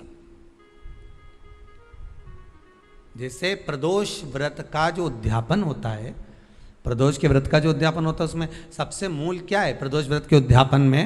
कि दो चीजें मूल है प्रदोष व्रत के उद्यापन में, कि आप प्रदोष का व्रत करो तो या तो 11 करो प्रदोष तब उद्यापन करो, या 26 प्रदोष करो तब उद्यापन करो, या उससे ज्यादा कर लिए तब उद्यापन। तुम्हारा मन हो जब उद्यापन करो। पर उद्यापन की मूलता में दो चीजें, कि प्रदोष के दिन के एक दिन पहले गणेश जी की पूजन हो जाना चाहिए।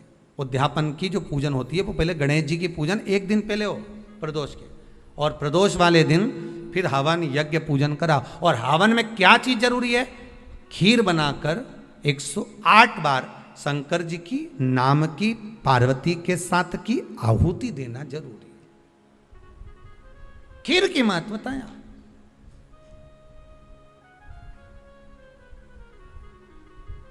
चलो और सहज भाषा में समझिए, और सरल भाषा। जिस समय पर भगवान औघड़दानी मेरा त्रिकालदर्शी मेरा कैलाशी शंभु का आवाहन चंद्रदेव ने करा, कब? जब ससुर ने श्राप दे दिया कि काया का रोग होगा, काया छिन्न होने लगी, टपक टपक कर गिरने लगी, काया नीचे गिर रही, चंद्र रोने लगे, आंखों से अश्रु बह रहा है। नारद को याद किया चंद्रदेव ने कि मेरी काया छिन्न हो। नारद जी आए, आकर उपदेश दिया देवऋषि नारद ने, क्यों ना आप शिव की आराधना कर लो।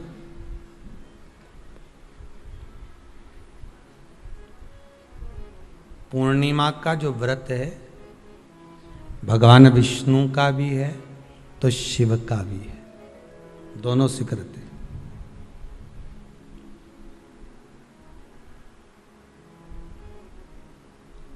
दोनों स्वीकृत है। जिसका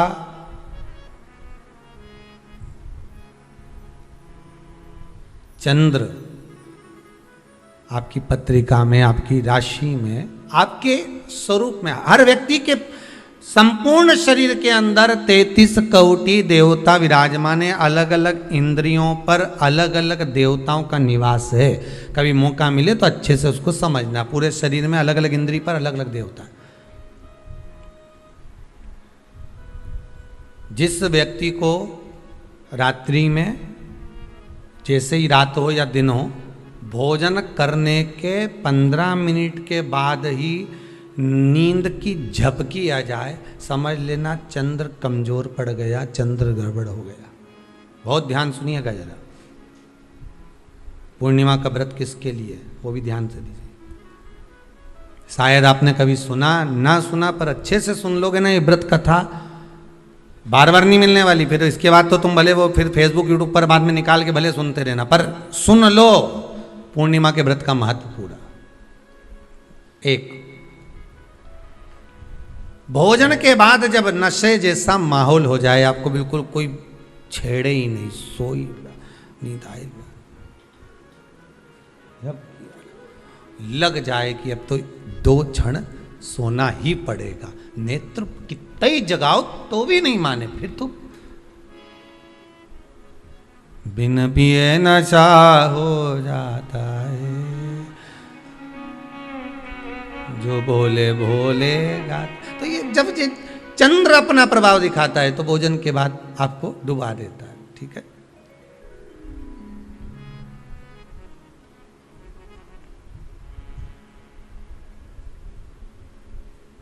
एक बहुत सरल भाषा में कहेंगे, आपको थोड़ा समझना पड़ेगा कि कहीं कहीं आपने सुना होगा कि 14 और पूर्णिमा पे कहीं गया होगा इसलिए ऐसा हो गया। बोले सुना है कि नहीं सुना? 14 पूर्णिमा पे कहीं गया होगा या 14 पूर्णिमा पे कहीं गई होगी तो ऐसा हो गया। क्यों कहते हैं, उसका कारण क्या है? आखिर बात 14 पूर्णिमा को क्यों लोगों ने बदनाम कर दिया कि 14 पूर्णिमा पे कहीं गई होगी तो बाल खोल के गई होगी, या ऐसा करा होगा तो वैसा करा होगा तो ऐसा हो गया, या ये चीज़ इसके साथ में ऐसा हो गया, या एक्सीडेंट हो गया, या ये चीज़। कारण क्या होता है?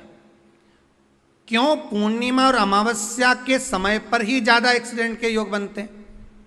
क्यों पूर्णिमा अमावस्या के अंतर्गत ही ज़्यादा कष्ट के योग बनते हैं, बीमारी को पनपने के? कारण क्या होता है? उसका क्रम क्या है? कारण क्या है? उसका एक कारण है आपके चंद्र की महत्वता घट जाना। जब चंद्र की महत्वता घटती है तब जाकर शरीर में कहीं ना कहीं रोग की मात्रा बढ़ जाती है। रोग अपना प्रभाव चंद्र के कारण दिखाना प्रारंभ, पर मन में बेचैनी नहीं हो, बेचैनी रहे, नींद नहीं आ रही है, कुछ मन में ऐसा लग रहा है कि कुछ होने वाला है, मन में स्थिरता नहीं आ रही, समझ लेना कि चंद्र गड़बड़ हो गया है। अब इस चंद्र को साधना है तो शिव तत्व में जाना पड़ेगा। फिर कुछ मत करिए, पूर्णिमा का व्रत चालू कर दीजिए। क्या करना है? केवल पूर्णिमा का व्रत चालू कर दो। और कितना प्रभाव है पूर्णिमा के व्रत का? घर में 50 लोगों का परिवार है, 15 लोगों का परिवार है, 20 लोगों का परिवार है, और परिवार में से अगर एक पुरुष या एक स्त्री कोई भी पूर्णिमा का व्रत करता है तो पूरे परिवार के लोगों का चंद्र संवर जाता है, पूरे परिवार के लोगों का चंद्र सुधर जाता है। पूर्णिमा के व्रत का इतना प्रभाव शास्त्र कर रहा है, स्कंद पुराण कर रही है। पर व्रत कब से लेना है? पूर्णिमा का, चैत्र की पूर्णिमा से, ठीक है? नहीं तो तुमने सोचा इतना महत्व सुना है पूर्णिमा के व्रत का तो मैं तो आज से ही नहीं खाऊं कछू, आज से ले लो। तो ये हर कोई सब व्रत, तुम्हारा मर्जी पड़े, तुम तो आधी रात को उठ के भोजन करने लगो तो ये कहीं वर्णन नहीं। तुम तो आधी रात के नहा लो तो ये कोई महत्व? तो हर चीज़ का एक समय होता है कि इतनी बजे उठना, इतनी बजे मंजन करना, ऐसा करना, भोजन करना, ये समय पर फलाहार करना, ये समय पर ये, तो ये सब चीज़ का एक समय होता है, हर चीज का एक समय। अब कथा तुम दिन में सुन लो, शाम के सुन लो, अब आधी रात को तुमको कोई उठा के 1 बजे रात के उठ, भेरू उठ जा, कथा सुन ले, तो भेरू उठेगा? और आधी रात को भेरू उठ भी गया ना तो तुम्हें भेर भी बना देगा। हा? कथा सुनने वाला है। हर चीज का एक समय होता है कि आपको ये समय पर आपको ये ग्रहण करना, आपको इस समय पर भगवत स्मरण करना, आपको इस समय पर नाम जाप करना, आपको इस समय पर भगवान की भक्ति को धारण करना।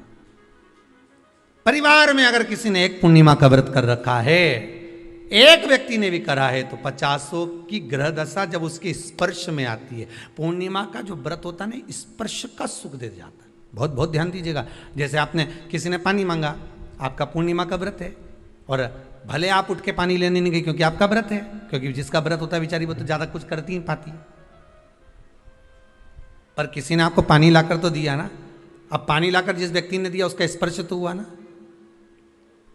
ये अभी गई थी ना दूसरी लहर कोरोना महामारी, इसको देख लो, इसको टच किया, इससे टच होकर उस पर गया, उससे टच होकर उस पर गया, तो ये कोरोना महामारी। अब जब ये कोरोना महामारी टच करने से फैल सकती है तो व्रत का पुण्य टच करने से क्यों नहीं बढ़ सकता? विचार करिएगा जरा, उसका भी तो पुण्य। अब आपने किसी को जल दिया, जिसका व्रत था उसको जल दिया। और सरल भाषा में समझ लो, कभी मथुरा वृंदावन गए हो आप लोग? अगर मथुरा वृंदावन गए होगे, उज्जैनी गए होगे, काशी गए होगे, कहीं तीर्थ में गए होगे, या कभी कुबेरेश्वर धाम कभी आप लोग आएंगे जाएंगे, कभी आपको ज्ञात होगा, तो कभी आप लोग दर्शन करेंगे कि जब भोजन प्रसाद होता है तो लोग उसको बांटने के लिए देते हैं कि कोई आया है तो उसको कुछ प्रसाद मिल जाए, भंडारे की प्रसादी मिल जाए। तो भंडारे की प्रसादी जब वो खाता है उसका स्पर्श होता है, स्पर्श होता है तो जिसने भोजन किया उसका पुण्य जो दे रहा होता है उसके खाते में चले जाता है।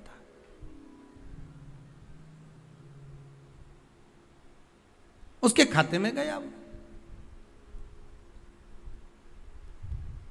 पूर्णिमा के व्रत का नियम है, घर में एक सदस्य भी कर रहा है, किसी ने उसको भोजन बनाकर थाली में कुछ प्रसाद फलाहार सामग्री दी, उसका स्पर्श बड़ी बहू को हुआ, बड़ी बहू रसोई घर में गई, उसने बाकी की चीज़ों को छू लिया, उसको देवरानी ने छू लिया, देवरानी ने कोई बर्तन छुआ, उससे तीसरी देवरानी ने देखा, उसने कोई चीज़ छू ली, तो वो छूते छूते छूते छूते वो पूर्णिमा का प्रभाव पूरे घर के लोगों को हो जाता है और उनका चंद्र इतना प्रबल हो जाता है कि अपने आप उनकी बेचैनी, उनकी आलसता समाप्त हो जाती है। नहीं तो एक व्यक्ति के कारण पूरे चंद्र दशा खराब।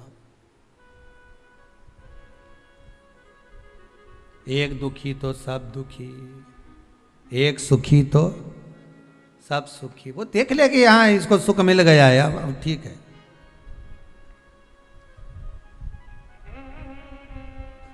जब बेचैनी लगे, 14 और पूर्णिमा आए और आपको लगे बेचैनी बहुत ज्यादा है, मेरे को थोड़ा बेचैनी, ना जाने क्यों ऐसा होता है कि 14 पूर्णिमा आई और मेरे को बेचैनी, तो समझ लेना कि चंद्र गड़बड़ है। फिर क्या करना है, एक व्रत घर का कोई भी सदस्य पूर्णिमा का प्रारंभ कर दे।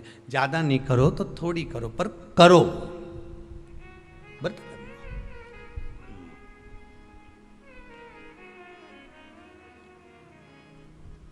बहुत क्लेश हो रहा हो, बहुत क्लेश हो रहा हो, तो पूर्णिमा के दिन खीर का भोजन प्रत्येक महीने में एक बार ऐसा नियम बना लो, अपने दीवार पे लिख लो कि पूर्णिमा है और पूर्णिमा के दिन घर में खीर बनना ही है। केवल शरद पूर्णिमा अकेली पे नहीं हो, तुम एक पूर्णिमा पे तो बनाते हो खीर, शरद पूर्णिमा के दिन तो खूब जोरदार बना बुनो के ना डोलची के छत पे धर दो, उठा के भगवान ही धर दे, कहीं कहीं की तो छत पे बनाए। तो बच्चे पूछ ले मम्मी ये छत पे क्यों रखी है, तो क्या अमृत गिरेगा।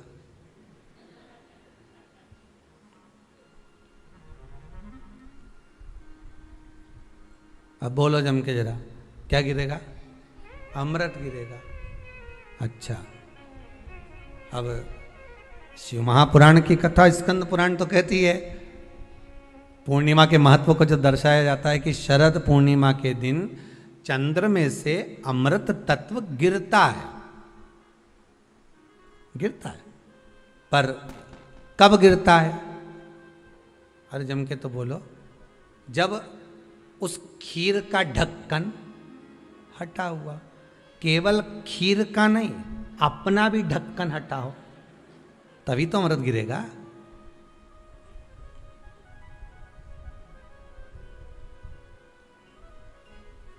अब दिमाग में तो ढक्कन बंद है, खीर रख दी छत पे, भगवान मन में सोच रहे कि देवताओं को अमृत कब मिला था, जब उन्होंने मेरा नाम पुकारा था। केवल खीर बना के नहीं धरी थी कि छत पे खीर धर दो और अमृत आ जाएगा, नहीं नहीं, खीर के पास बैठकर थोड़ी देर बैठकर हरे राम कहो सीताराम कहो, सीताराम कहो राजा राम कहो, कुछ भजन तो गाओ। और तुमने तो नीचे से बना के छोरा कर दे दी, धर या ऊपर छत पे, और छत पे ले जाके खीर धर दी और खीर रखी तो मम्मी ने क्या केवल ढक्कन लगा के रखना, बिल्ली खा जाएगी, तो उसमें ढक्कन केवल खीर में नहीं लगाया, अपनी बुद्धि में भी लगा लिया। अरे स्कंद पुराण की कथा कहती है जब पूर्णिमा के दिन तुम खीर बना रहे हो, अगर शरद पूर्णिमा के दिन खीर बना रहे हो तो प्रयास करना कि थोड़ी देर बैठकर राम नाम, कृष्ण नाम, शिव नाम, भगवान की भक्ति का 2-5 भजन तो हो जाए। अब दिमाग में लगा ढक्कन, खीर में भी लगा दो ढक्कन, अमृत कहां से झड़ेगा। भगवान भी सोचे, ना राम नाम लीनो तूने भरी जवानी में, तो डूब के मर जा रे चुल्लू भर पानी में। अब भगवत भजन करे नहीं और क्या कि अमृत झड़ेगा, भगवान के कहीं नहीं झड़े, फालतू की बात। राम नाम बोलती तो अमृत झड़ता, कृष्ण नाम बोलती तो अमृत झड़ता, भगवान का भजन करती तो अमृत झड़ता। इसलिए शरद पूर्णिमा पे मंदिरों में जो खीर बनती है ना, तुम्हारे घर की खीर और मंदिर की खीर के मिला के देखना जरा, दोनों में स्वाद किस में आए, जरा मिला के देखना। मंदिर की खीर में स्वाद आ जाए, क्यों वहाँ भाइयों बैठ के खूब भजन गाए, तावा का हंडा में तातो दरो पानी नीनाए भोला नवा के रंग। अब दिन रात के जो भजन गाने पिली ने 9 बजे से लेकर 12 बजे रात तक खूब गाया, वो भजन का जो अमृत था वो खीर में मिल गया, खीर में मिला तो स्वाद आ गया। अब तुम तो गाई ही नहीं, तो डब्बा में कहीं खाक स्वाद है।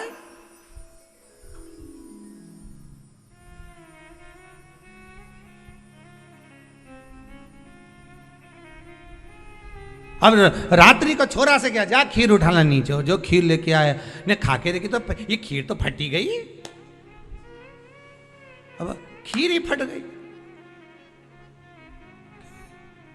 छोरा से 2 धर के दिया, कर तो ढाक के नहीं आया था, नहीं ढाक के आया, तो इसमें तो मैंने वो चिरौंजी डाली थी, दाग चिरौंजी, पर ये बिजली का कीड़ा होने का और डाली थी दाग चिरौंजी, आ गए हम। उस समय पे बिजली का कीड़ा बहुत चले, शरद पूर्णिमा के टाइम पे काला वाला, और एक ही आ जाए नहीं तो पूरा इलायची का स्वाद ले जाए। अब डाली थी दाग चिरौंजी, आ गया वह कीड़ा बिजली का। राम अब छोरा को कूट रही, अब उसको कूटने से क्या हो, ये तो उसी में का हाल नहीं हो गया। एक बच्चा घर आ गया दौड़ के, माता जी ने पूछा क्यों तू वापिस घर क्यों आ गया, स्कूल नहीं जा सकता था, स्कूल में बैठने का कहा था ना तेरे को, क्लास में बैठने का कहा था तेरे को, तो घर में क्या कर रहा है कि नहीं जाना मेरे को स्कूल,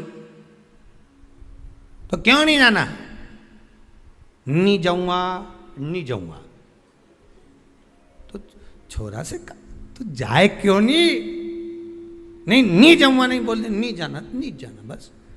अरे तो हुआ क्या ये तो बता, कि मार साहब है नहीं, हमारा टीचर, हमारा गुरुजी माँ साहब, उनने बोर्ड पे लिखा महाभारत, और हमसे पूछे किसने लिखी, तो हमने कह दिया तुम नहीं लिखी, तो उनने हमको खूब मारा, तो अब स्कूल नहीं जाऊंगा। जब मार साहब खुद लिख रिया है, इतना बच्चा के सामने लिखा, बोर्ड पे लिखा महाभारत, और हमसे पूछा किसने लिखी महाभारत, तो हमने कह दिया तुम नहीं लिखी।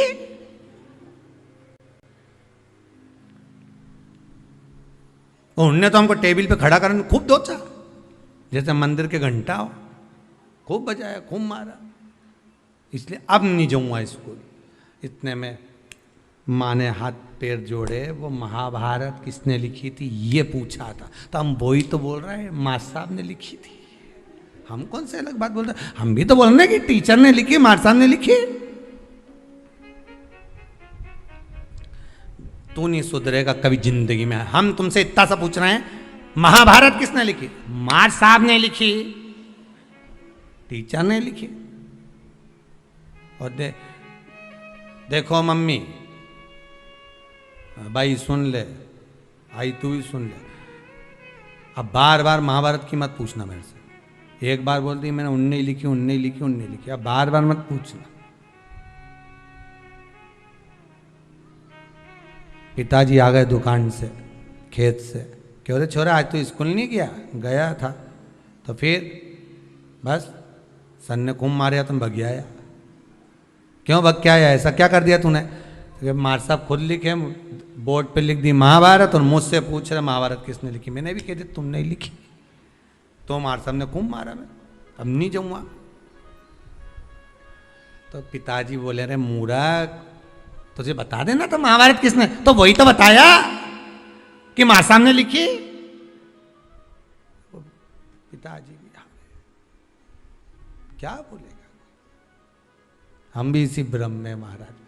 हम सोचे कि हम बस खीर में अमृत झड़ेगा, भगवान के जब झड़े जब राम बोले,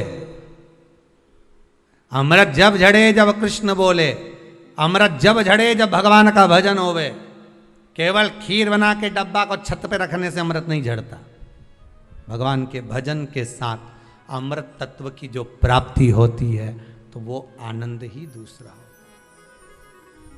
किसी ने भजन में गाया है, आपने सुना होगा, अमृत है हरि नाम प्रभु का, अमृत है हरि नाम प्रभु का, इसे छोड़ विष पीना क्या, हरि नाम नहीं तो जीना क्या, प्रभु नाम नहीं तो जीना क्या। ये अमृत तत्व भगवान की भक्ति का होना चाहिए। ये अमृत तत्व परमात्मा के भाव का, निर्मलता के भाव का होना चाहिए। तो स्वाद। मेरा निवेदन है, अगर तुम्हारे घर में अशांति ज्यादा होती है, क्लेश बड़ा ज्यादा होता है, आप पूर्णिमा का व्रत करें ना करें, पर पूर्णिमा को खीर प्रसाद घर में अवश्य बना।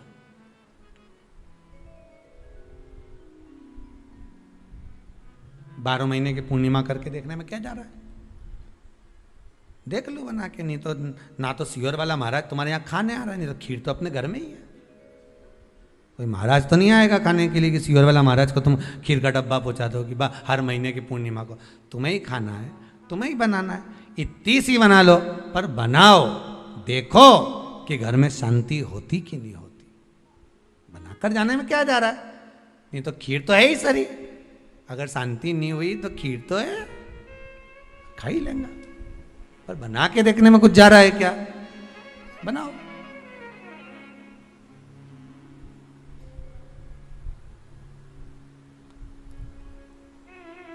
उसकी महत्वता को जानना है। ये जो हवन में, यज्ञ में खीर की जो आहुतियां छूटती हैं, ये इसका महत्व बहुत है महाराज। आप समझें ना समझें वो आपकी जगह पर आपके यहां जब विद्वान ब्राह्मण, कोई विद्वान ब्राह्मण आपके यहां जब यज्ञ कराने आए, हवन कराने आए, वास्तु पूजन कराने आए, जब माता रानी का हवन, किसी भी रूप का यज्ञ कराने के लिए आए और वो खीर की आहुतियां जब छुड़वाए, तो आप पूछना कि खीर की आहुति का फल कितना, प्रताप फल कितना। पूरे यज्ञ में वो खीर की आहुतियां लक्ष्मी के लिए जो दी जाती है, वो लक्ष्मी की वृद्धि कर देती।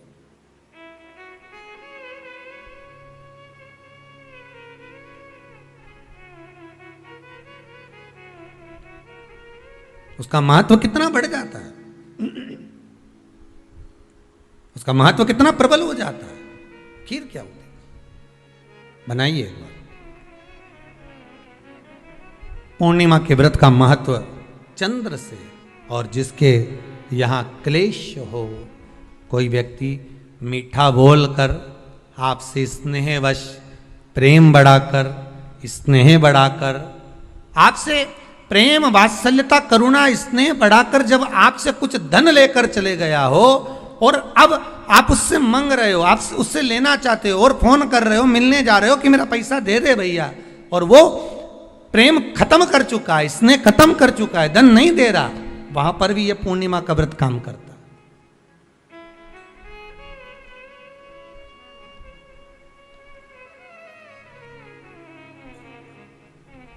वहां पर भी पूर्णिमा का व्रत काम करता है।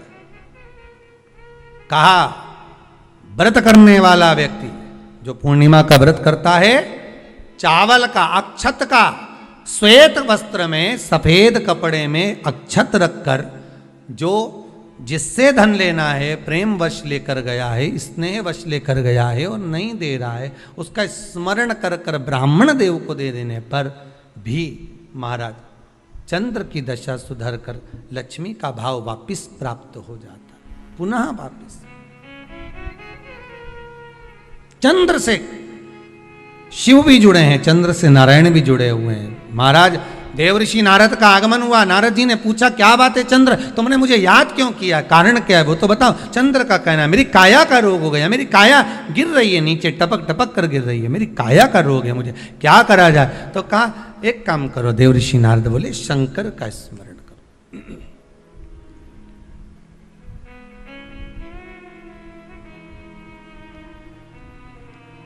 शिव का स्मरण कर लीजिए।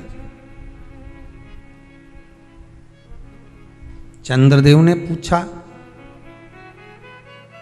शंकर का स्मरण मैं करूं, प्राप्त करूं, क्या भगवान शिव मेरे संकट को हरने के लिए आएंगे? क्यों नहीं?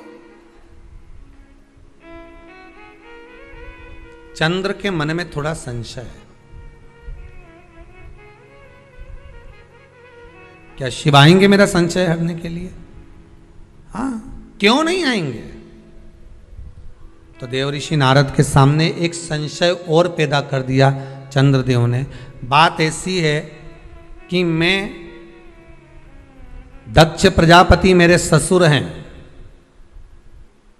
जी, और बोलिए,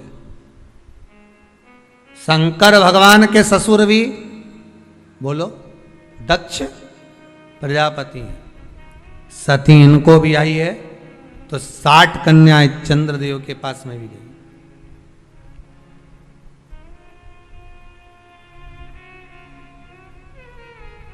उसमें रोहिणी से अधिक प्रेम है उनको, अधिक।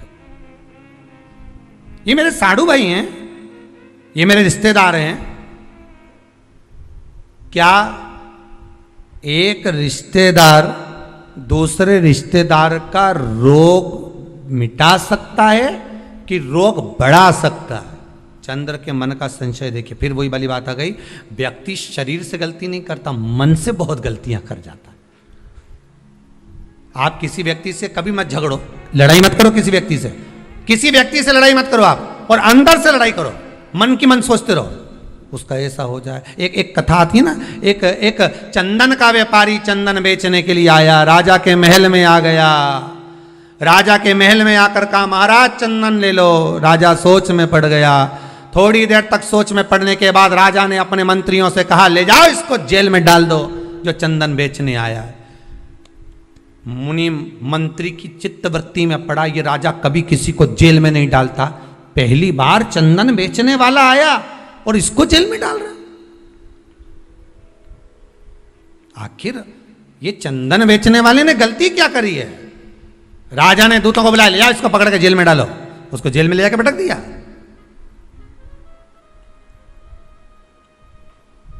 डाल दो इसको जेल के अंदर, डाल दो। मंत्री ने अपने राजा को समझाया, स्वामी सरकार दयालु दातार, ये इसने कुछ करा नहीं है, इसको छोड़ दो। मंत्री का कहना माना, उसको छोड़ दिया। नगर से बाहर रहेगा, ये बाहर निकालो, इसको बाहर निकाल दो। नगर के बाहर जाकर रहेगा ये, नगर के अंदर नहीं, नगर के बाहर। मुनिम की बात, मंत्री की मन में बात अड़ गई कि आखिर राजा का इसने बिगाड़ा क्या था जो राजा ने इसको बाहर निकाल दिया, इसको जेल में डाल दिया। आखिर हुआ क्या था ऐसा? सहन नहीं हुआ। पहुंच गया मंत्री चंदन के व्यापारी के पास में। चंदन के व्यापारी से कहा, सुनो सुनो जरा, राजा रोज जो भोजन करते हैं ना, उनका भोजन चंदन की लकड़ी में बनना चाहिए।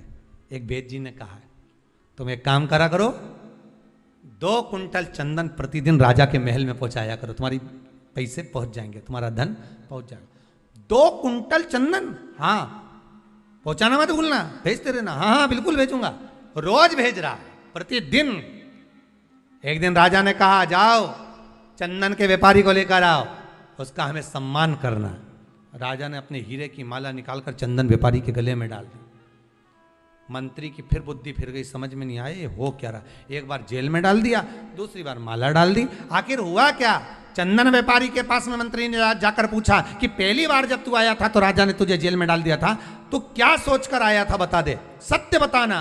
तो उसने कहा, बात ऐसी है, जब मैंने राजा को देखा, देखकर मन में सोचा कि मेरे पास में इतना सारा चंदन रखा है, बिक नहीं रहा, अगर ये राजा मर जाए या इसमें आग लगेगी, मरने के बाद इसकी अर्थी जलेगी, चिता जलेगी, तो मेरा पूरा चंदन बिक जाएगा। गलत सोचा था तो वो बोला नहीं गया, पर मन से सोच लिया था, इसलिए मन वाले को मिल भी गया।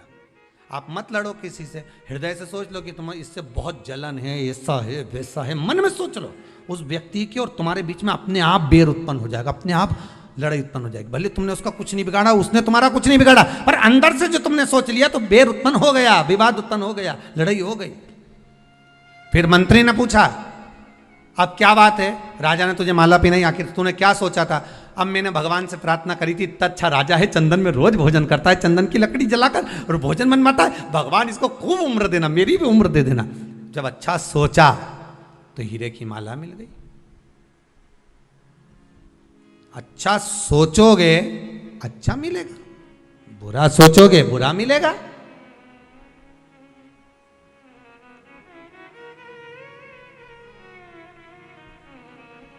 दुनिया के लोग सोचें कि अपशब्द कहने के बाद, किसी को ताना देने के बाद, किसी को गाली देने के बाद, किसी के लिए अपशब्द बोलने के बाद, किसी की निंदा करने के बाद, किसी के लिए कुछ कहने के बाद आप बच जाओगे। ना ना ना ना, वो मिलेगा प्राप्त नहीं।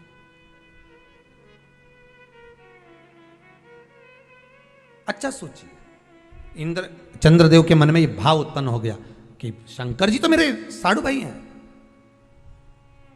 दक्ष प्रजापति के ये भी जमाई है तो मैं भी जमाई हूं, क्या एक दूसरे का रिश्तेदार क्या हमारा हित कर सकता है?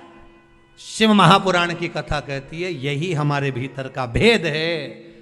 अच्छा सोचोगे तो रिश्तेदार क्या, पड़ोस में रहने वाला भी तुम्हारा हित कर जाएगा, नहीं तो घर में रहने वाला भी तुमको चोट कर कर चला जाएगा। दिल से अगर निभाओगे, दिखावे से नहीं, शरीर से नहीं, केवल मन से निभाने का प्रयास करिए। आप प्रेम देने का प्रयास तो करो, प्रेम मिलना प्रारंभ हो जाएगा साहब। आप करुणा देने का प्रयास तो करो, करुणा मिलना प्रारंभ हो जाएगा जी। आप देख क्या रहे हो? देव ऋषि नारद उसी समय पर प्रकट हो गए। देव ऋषि नारद ने कहा, अरे चंद्र, मन को सुधार, मन को, शिव तेरे दरवाजे पर आएगा। ये विश्वास रख, अगर मन तूने शंकर के चरणों में लगाया है तो शंकर भी कैलाश छोड़कर तेरे पास सोमनाथ में आया है। स्वयं शिव सोमेश्वर बनकर प्रकट हो गए। चंद्र की काया का रोग मिट गया, चंद्र की काया का रोग समाप्त हो गया। चंद्र ने विचार कर लिया कि जो भगवत भक्ति में मन से जुड़ेगा मैं उसके मनोरथ पूर्ण करूंगा। मन चित्त वृत्ति, उपवास करो, उपास करो तो मना नहीं है, पर उपास शरीर से नहीं होना चाहिए, उपास मन से होना चाहिए। आप उपास नहीं भी करेंगे ना और मन लगा लिया ना, आज धर्म पत्नी का आज हरतालिका तीज का व्रत है, आज पत्नी का चतुर्थी का व्रत है, आज पत्नी का छठ का व्रत है, और आपने मन लगा लिया कि आज छठ का व्रत है, आज भूखी रहेगी। भले आप भोजन कर रहे हो पर मन में सोच लिया ना, उसको भूखा देखकर भी आपके मन में भाव उत्पन्न हो गया कि भूखी है, ये भोजन नहीं कर रही है, इसके मन के लिए। तो आपका मन अगर उसके प्रति भाव उत्पन्न हो रहा है, आपका भाव उसकी ओर जा रहा है, तो उसके व्रत का पुण्य आपके खाते में जा रहा है, पुण्य जा रहा है आपके खाते।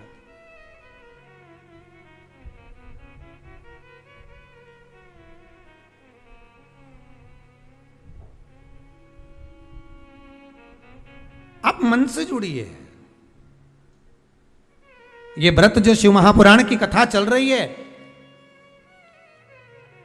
शंकर की कथा का जो अनुमोदन कर रहा है, उससे मन से जुड़ना है हमको। हमें जानना है कि व्रत की महत्वता कैसे प्रकट होगी, हमें व्रत कैसे लगेगा। पूर्णिमा का व्रत करो, पर चैत्र के पूर्णिमा से प्रारंभ करो। नहीं कर सकते, खीर बनाना, आप पूर्णिमा की पूर्णिमा प्रारंभ करो। गृह शांति, घर की शांति के लिए, आनंद के लिए, उमंगता के लिए, उत्साह के लिए। महाराज शंकर की कथा कहती है, देवराज मंदिर के अंदर बैठकर शिव पुराण सुनता रहा, अंतिम में जब प्राण त्यागे शिव के धाम गया। कारण क्या था? क्योंकि वो बेलपत्री के पेड़ के नीचे एक क्षण के लिए ये साधना चित्त से कर ली थी। क्या मैं जो अंदर कथा सुनकर आया हूं, हर हर महादेव लोगों ने कहा, वो क्या महादेव बोलने से महादेव आता है? क्यों नहीं आता? शिवाया ले गया। चंचुला देवी ने तप साधना करी थी, उस तप साधना का बल इतना था कि पति को भी प्रेत की योनि से मुक्त करवा दिया। कथा में ऐसा मन लगाया, ऐसा मन, शरीर नहीं मन लगाइए। इस कथा को सुनने के बाद आप जितनों को भी फोन कर कर बोलो, मैसेज डालो, कहो कि व्रत शिव महापुराण की कथा चल रही है, सुन लो। आज पूर्णिमा के व्रत का महत्व बताया है, कल प्रदोष के व्रत का महत्व चलेगा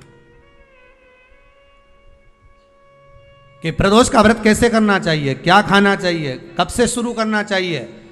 प्रदोष के व्रत में नमक क्यों नहीं खाया जाता, कारण क्या है, प्रदोष समय कौन सा होता है, प्रदोष समय में कैसी आराधना करना चाहिए, प्रदोष का उद्यापन कैसे करना चाहिए, कल के वर्णन में श्रवण करें, कल के व्याख्यान में श्रवण करें, पर चित्त मन को लगाते हुए।